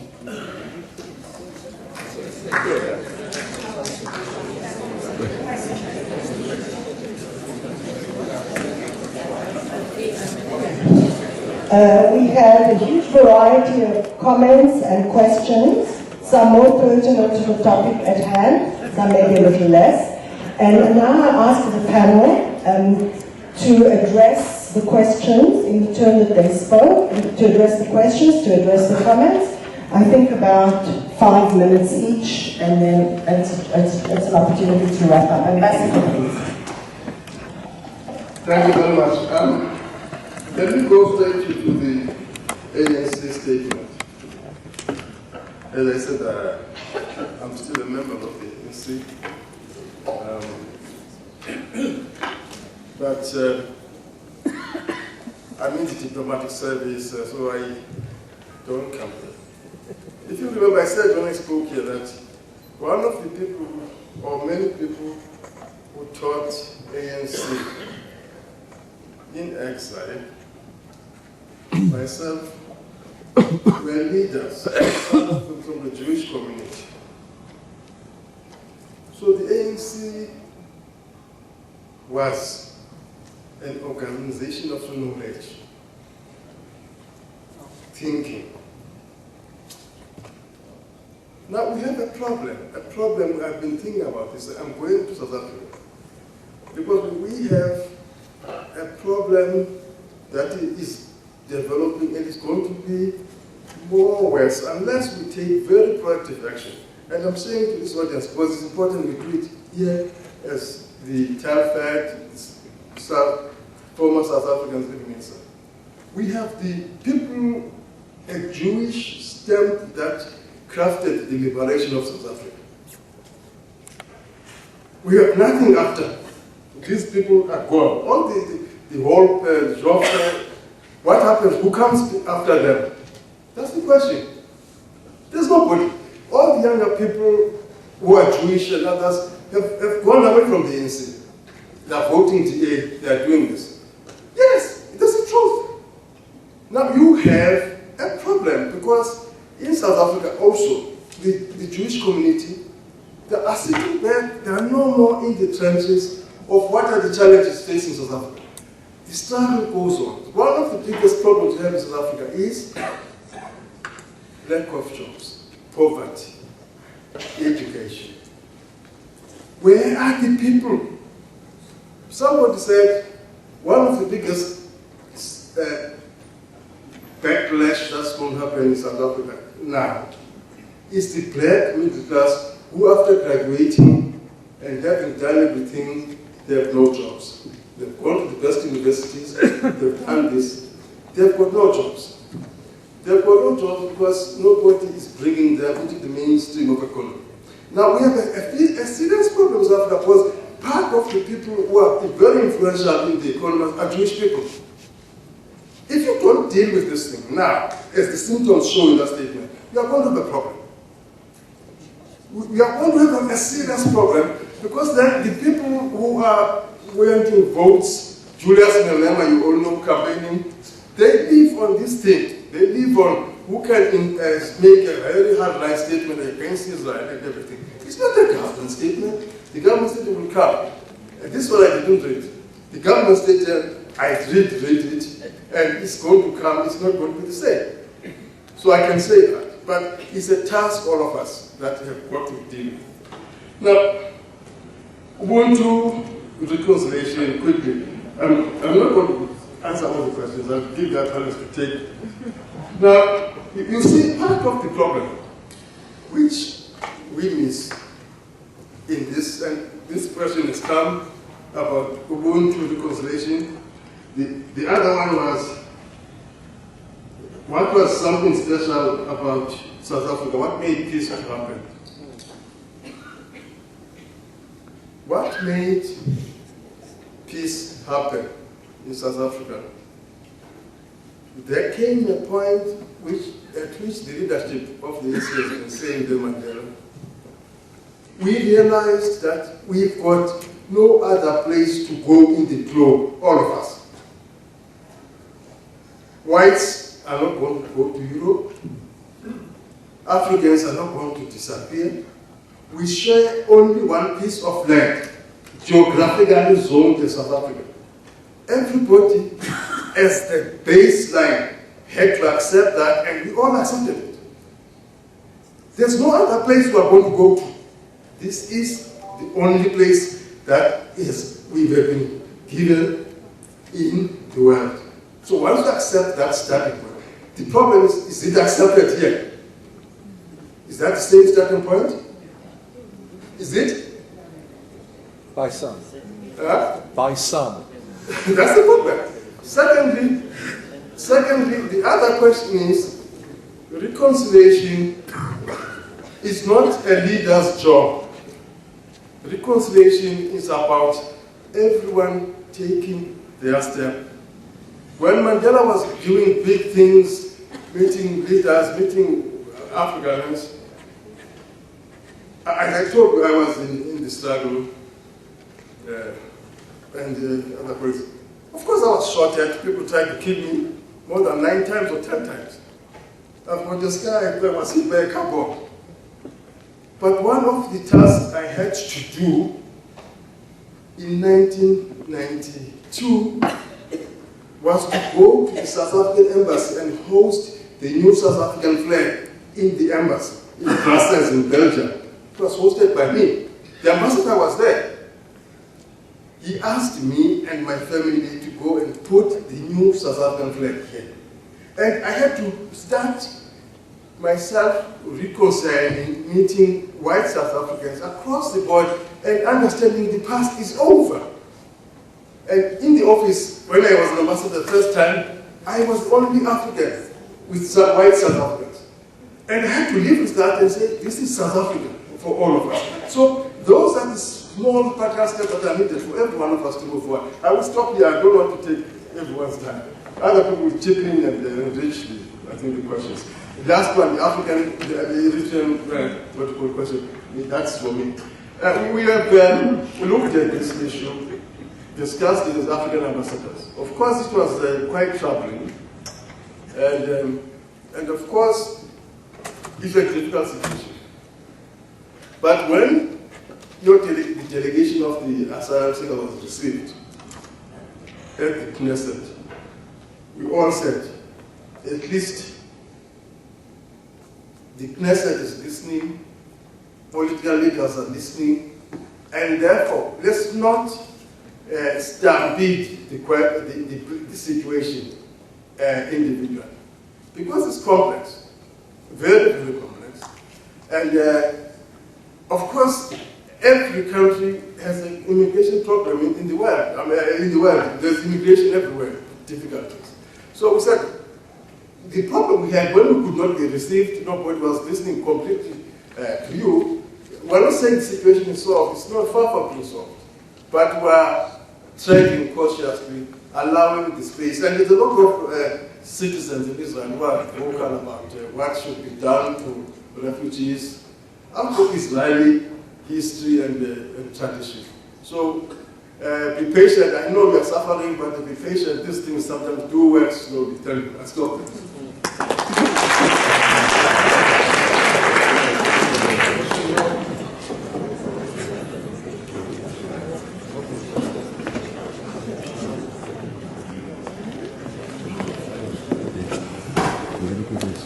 Very good point you raised about the world.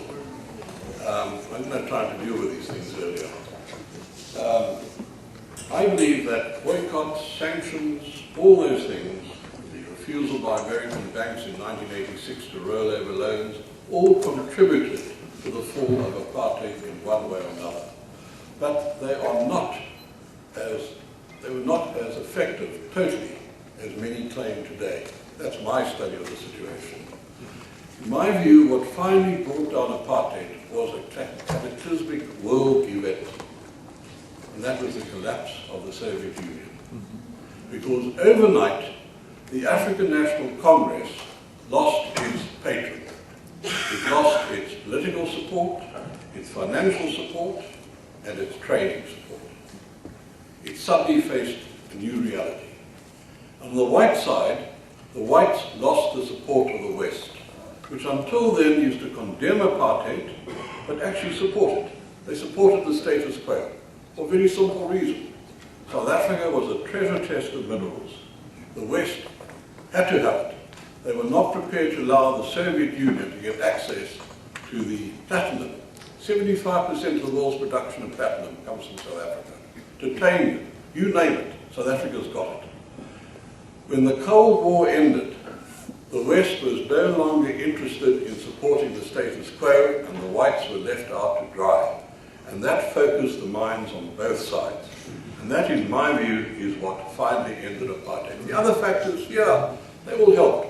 Sports boycotts were tremendously important. They made, especially at whites, loved rugby, cricket, all the rest of it.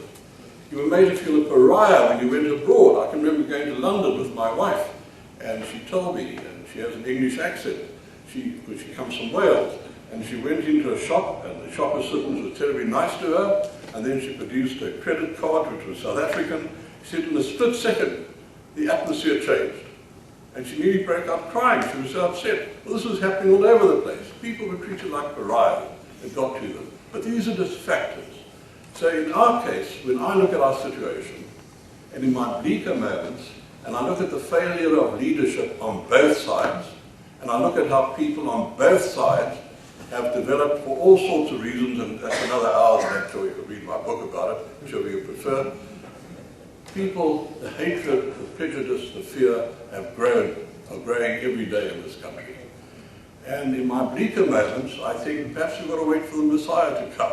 That is going to be the catastrophic event. Otherwise, because again, the point that was made earlier, I left South Africa in 1986 because my newspaper, the Rand Daily Mail, was closed down because of our opposition to apartheid. And I left out of a sense of total despair. My best friends were in jail, had been killed, were banned. I saw no future. I just saw apartheid going on and on into the future forevermore. And I didn't want to be part of it, apart from which I was unemployable. So I went abroad. 8 years later, Keku Lekala, no, all gone, finished. This is the miracle of human existence. It's a slender hope to have to base your life on, but we somehow have to cling for that, and in the meantime, keep building those bridges, as we did in South Africa, against all the obstacles of apartheid.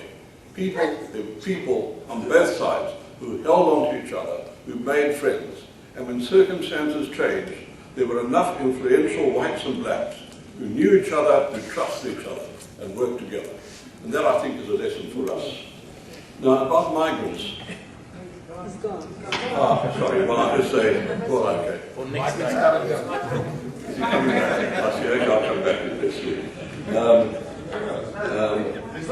Israel compared with other countries. I don't care. I know who we are, who we should be. What limited knowledge I've got a son who's a rabbi, but I've still got a limited knowledge of Judaism, but what I know of it, I know how we should be behaving. And we're not behaving in that way. And that's what I want to see in this country. I couldn't say less.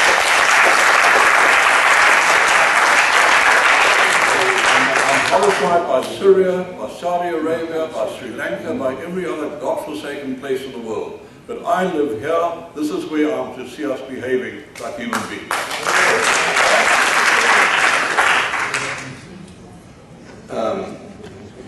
How can there be peace while there's occupation? I agree, totally. We've got to get out. It's all there is to it. And again, I don't want to keep plugging my book, but I did I looked at this very heavily. It cost me dear. My wife kept begging me to finish the wretched book. She said I was becoming unlivable with. I was depressed, angry, upset. And the section on the settlements, when you look at what we're doing, if you take the bits and pieces that are reported day in and day out and you put them together, I must tell you, the picture is horrifying of what we are doing to ourselves. We are brutalizing them and we're brutalizing ourselves. And we're attacking, undermining our own rule of law. We are misusing and misappropriating millions and millions of dollars. This, to me, is destroying Israel. And I agree, and that won't bring peace. The occupation, ending the occupation, is only the first step. There's got to be much else. There'll still be hatred, but we've still got to go on. That is the first step. Thank you.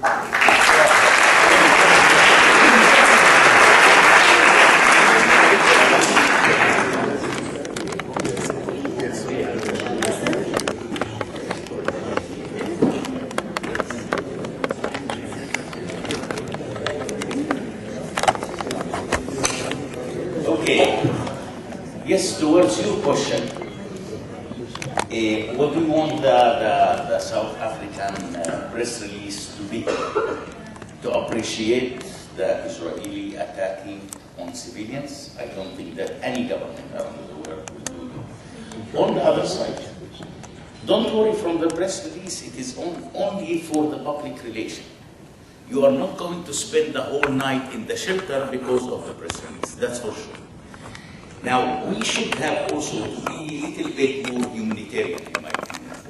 As I am, as a Palestinian, I visited Sderot, and I saw exactly what is the rockets harassed in Sderot. I think that also bombing civilians in Gaza, I think that it should have to hurt any humanitarian being on the earth. No doubt about it. We couldn't say that all the people in Gaza are Hamas, all the people in Gaza are armed people, all the people in Gaza are shooting rockets towards Israel. Not all of them. Of course, there are terrorists among them, no doubt about it, but still the majority in the Gaza Strip are totally unarmed and civilian society. Towards your question about the apartheid, yes, The whole Middle East is apartheid, by the way. Now, we are in a situation that probably the apartheid is better than anything else. If you want to compare what's going on in Syria as an example, I still prefer to live in an apartheid country.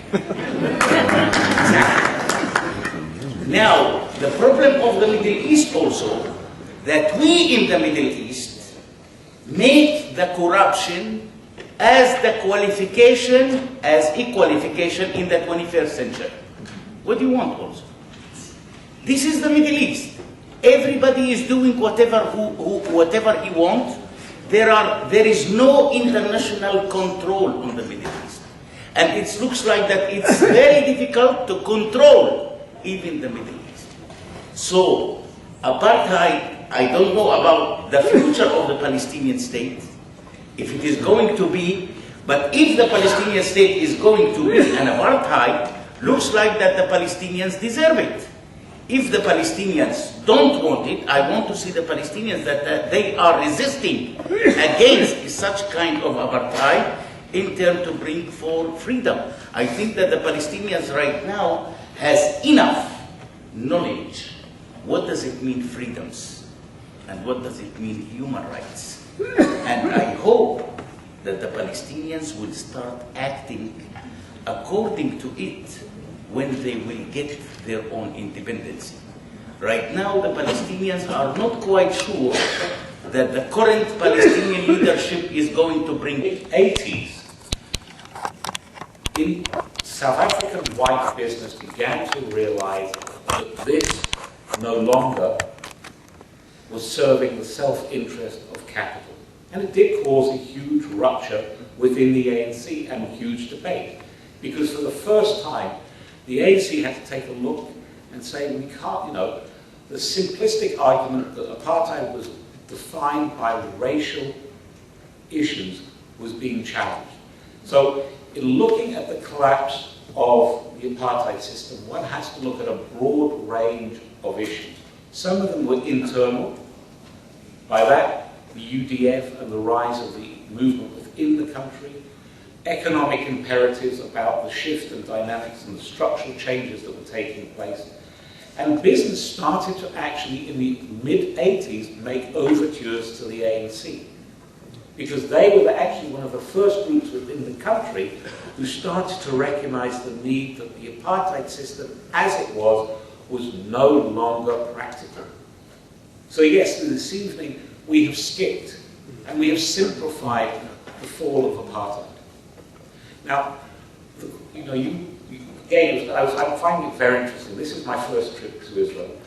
And I'm finding it quite interesting because a lot of things are extremely emotionally driven. As I mentioned, I came from Yad Vashem this afternoon, and we had a panel discussion. And I made a comment, and the reaction of the group was, are you anti-Semitic? I sort of, I'm Jewish, but I suppose I could be anti-Semitic. And it was perceived to be an attack on Jews. Because I was attacking the state of Israel, I was accused of attacking Jews, and that was actually quite an eye-opener. And why do I raise it with regard to what you said when you were talking about Syria, Saudi Arabia, and the other? I believe if we use South Africa again as an example of what we were trying to achieve, when we looked at it from a point of view of justice, because that is what it comes down to a large degree, when we were moving forward, because of, and the Israelis and what the study of the Holocaust and the question of how do you deal with the perpetrators, victim justice, survivor justice, crimes against humanity. South Africa took, to a large degree, and these are not my words, this comes from a gentleman by the name of Mohammed Mandela, who talked about political justice, which was all-inclusive. And you may say, why am I talking about that? Because the question of what is happening in these other countries, to a large extent, is irrelevant to the issues that are happening here. We can't look and say, well, what's happening in other parts of the Middle East, because then is that going to dictate how you approach the issue that is being confronted now. And that, I think, is something that we need to look at. You know, that yes, there is an impact about what happens in Saudi Arabia, but that shouldn't be in terms of how the issue of the Palestinian-Israeli crisis should be addressed. The question should be, how do we plan to approach this internally? And what are the issues that we need to confront? And how do we deal with it? And what is the line that we are going to take? And finally, the question of the press release. I mean, look, I am a loyal member of the ANC. The ambassador has made reference. And I think, again, one needs to understand the historical context of the traditions of the ANC. I mean, it was very clear. I mean, Mandela associated with those organizations, as Benji made reference to, who supported the ANC. And, you know, America turned to him and said at one point, how can you associate with Colonel Gaddafi, the Iranians? He said they were loyal to us. There's no conciliation in that statement. The rabbi statement, the ANC's disgraceful statement that came out last week. Absolutely disgraceful. Where they're talking about... I'm sorry, we have to continue with the program, we have to evacuate through the other agenda items. Okay, very simply, all I'm going to say is, look, it is, you may perceive it as a disgraceful statement. You may say that this is not a reconciliation statement. But the idea is you have to also appreciate the fact that the ANC has a particular position. And the question is, it is a political statement. And we all know that political statements, to some degree, belie what is under, which is not the real issues. There are underlying, there is a public statement and then there's a private held belief. And those, I think, that needs to be recognized. I mean, to just suddenly dismiss it as, I believe, a disgusting statement. I'm not dismissing it. The atrocities... But I think, you know, all I'm saying is that one must see it within the context of the traditions of the ANC and what they've said before in the past. Positions that they've done. That's all I'm saying. Thank you very much, Nick. I hope next time you come to Israel, you'll come to a calmer time. Thank you very much, Ambassador Benjamin Bassem. This was an outstanding evening, I think. I'm very privileged to have been involved in it. It was very insightful, it was very informative, very civilized. I do hope it has a follow-up. I understand that I have the mic to Les, yes? Yeah. And we're exactly on schedule. Thank you very much for coming. Thank you very much for inviting me. Before we move to the next point, I just want to point out this poster here, which has been put together by Tamara, who's come down from Naharia.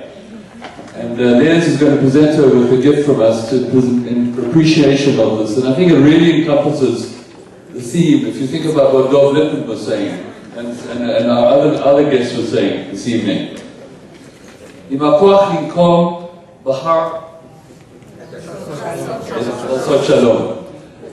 what more can encompass the ethic and the legacy of Nelson Mandela? Les. Thanks.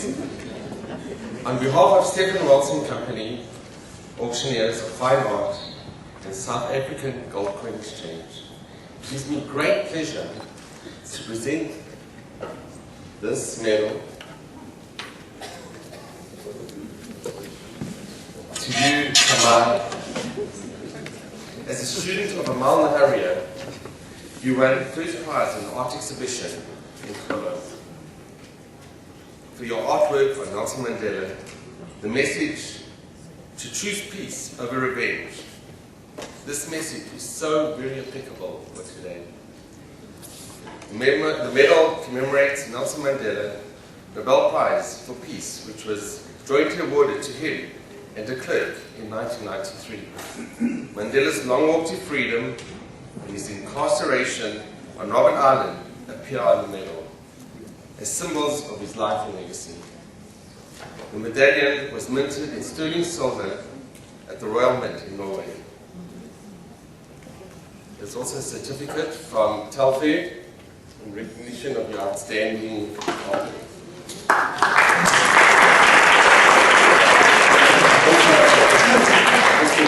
On behalf of Wits Alumni, it's just a small token. The round's week.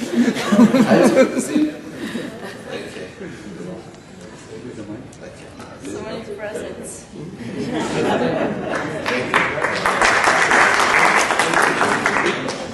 I'm a bit nervous, sorry.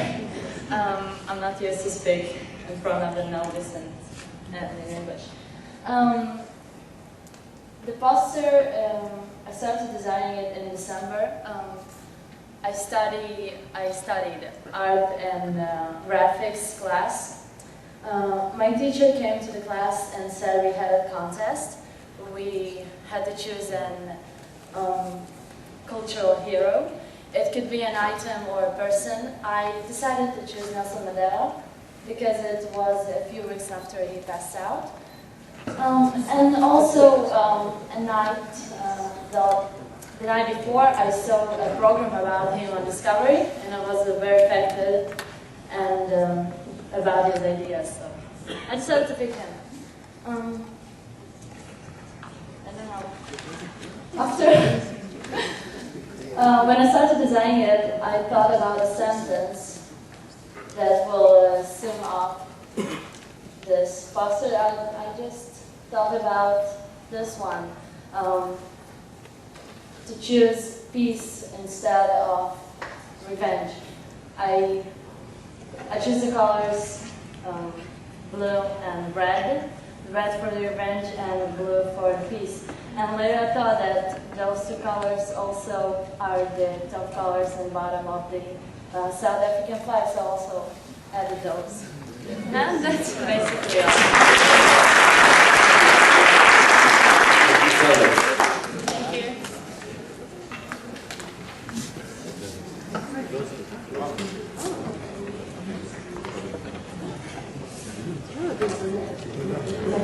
The next steps, no? Yeah, well, I don't know. And then words of thanks and farewell.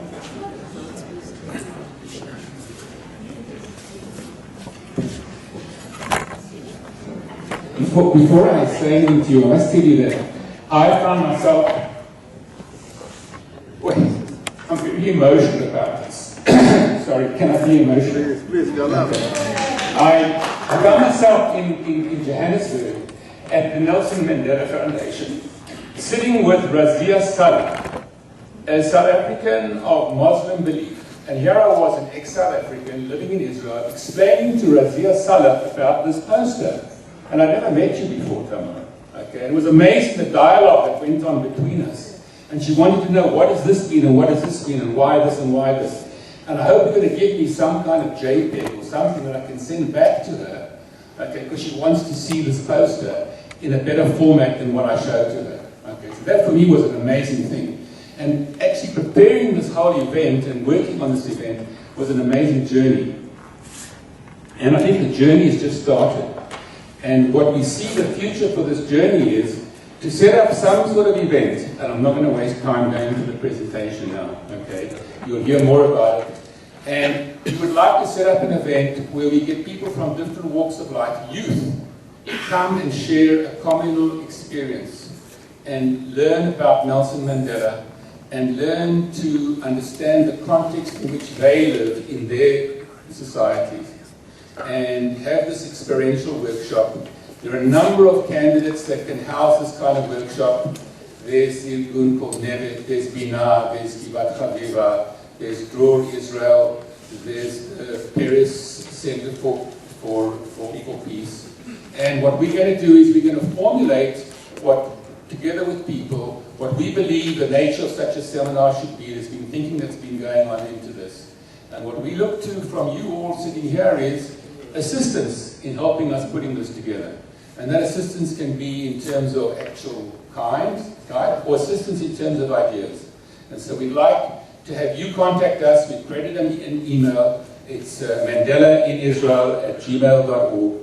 And we'd like you to make contact with us, and we'll keep up contact with you, and we'll let you know where we go. But this is only the beginning of a journey that we're beginning. Thank you.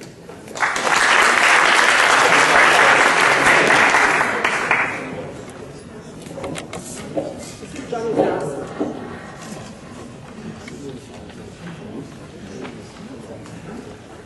name is Jonathan Zausmer.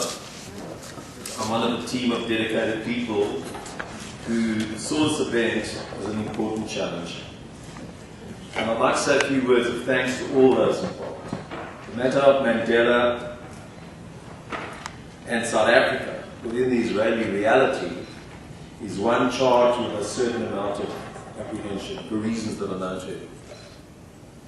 However, I speak for all those involved in saying that the inspiration coming directly out of the Mandela legacy gave strength of purpose to ensure that this unforgettable event takes place. A huge thanks to our speakers, Ambassador Sisa Ngombeni, a true friend, and as we like to say, a mensch, who shows warmth, generosity and support, not only in this initiative, but to all South Africans. We're privileged to have you in Israel, and we thank you for being part of this event from the ground up.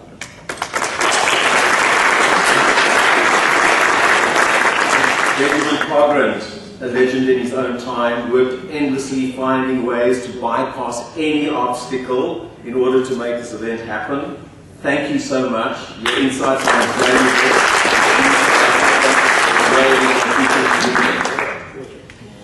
Mr. Bassamed, fearless guardian of human rights and pioneer of dialogue and mutual respect between people, thank you so much. You came from South Africa. We're honored to have you here and value your perceptions, the perceptions that you share with us. Thank you so much. And of course, thanks to Ambassador Toba Herzl for her words and her grace as Master of Ceremonies. And the member of the Lord Glassman, who came here on behalf of the government of Israel and spoke to us. Thank you for his decisive perceptions and guidance throughout. Thanks to Max Moss for his tireless work, leadership and dedication, and to Yair Moss who prepared the film clip.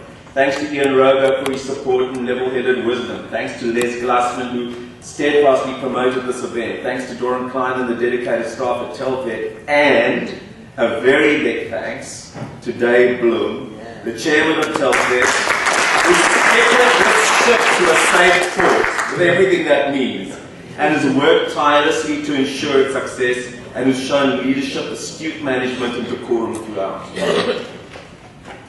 Finally, thanks to you members of the audience, who at this very tribal time and at quite a lot of risk came to be part of this unique event.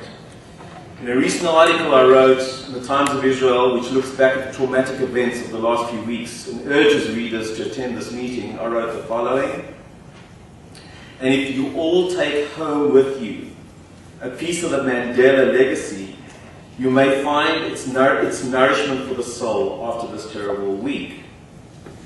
I now believe and hope that we're taking not a piece of the legacy, but the vision itself. And if we can take this vision and apply it in our own individual, modest way, I believe we've achieved something here tonight. Thank you very much.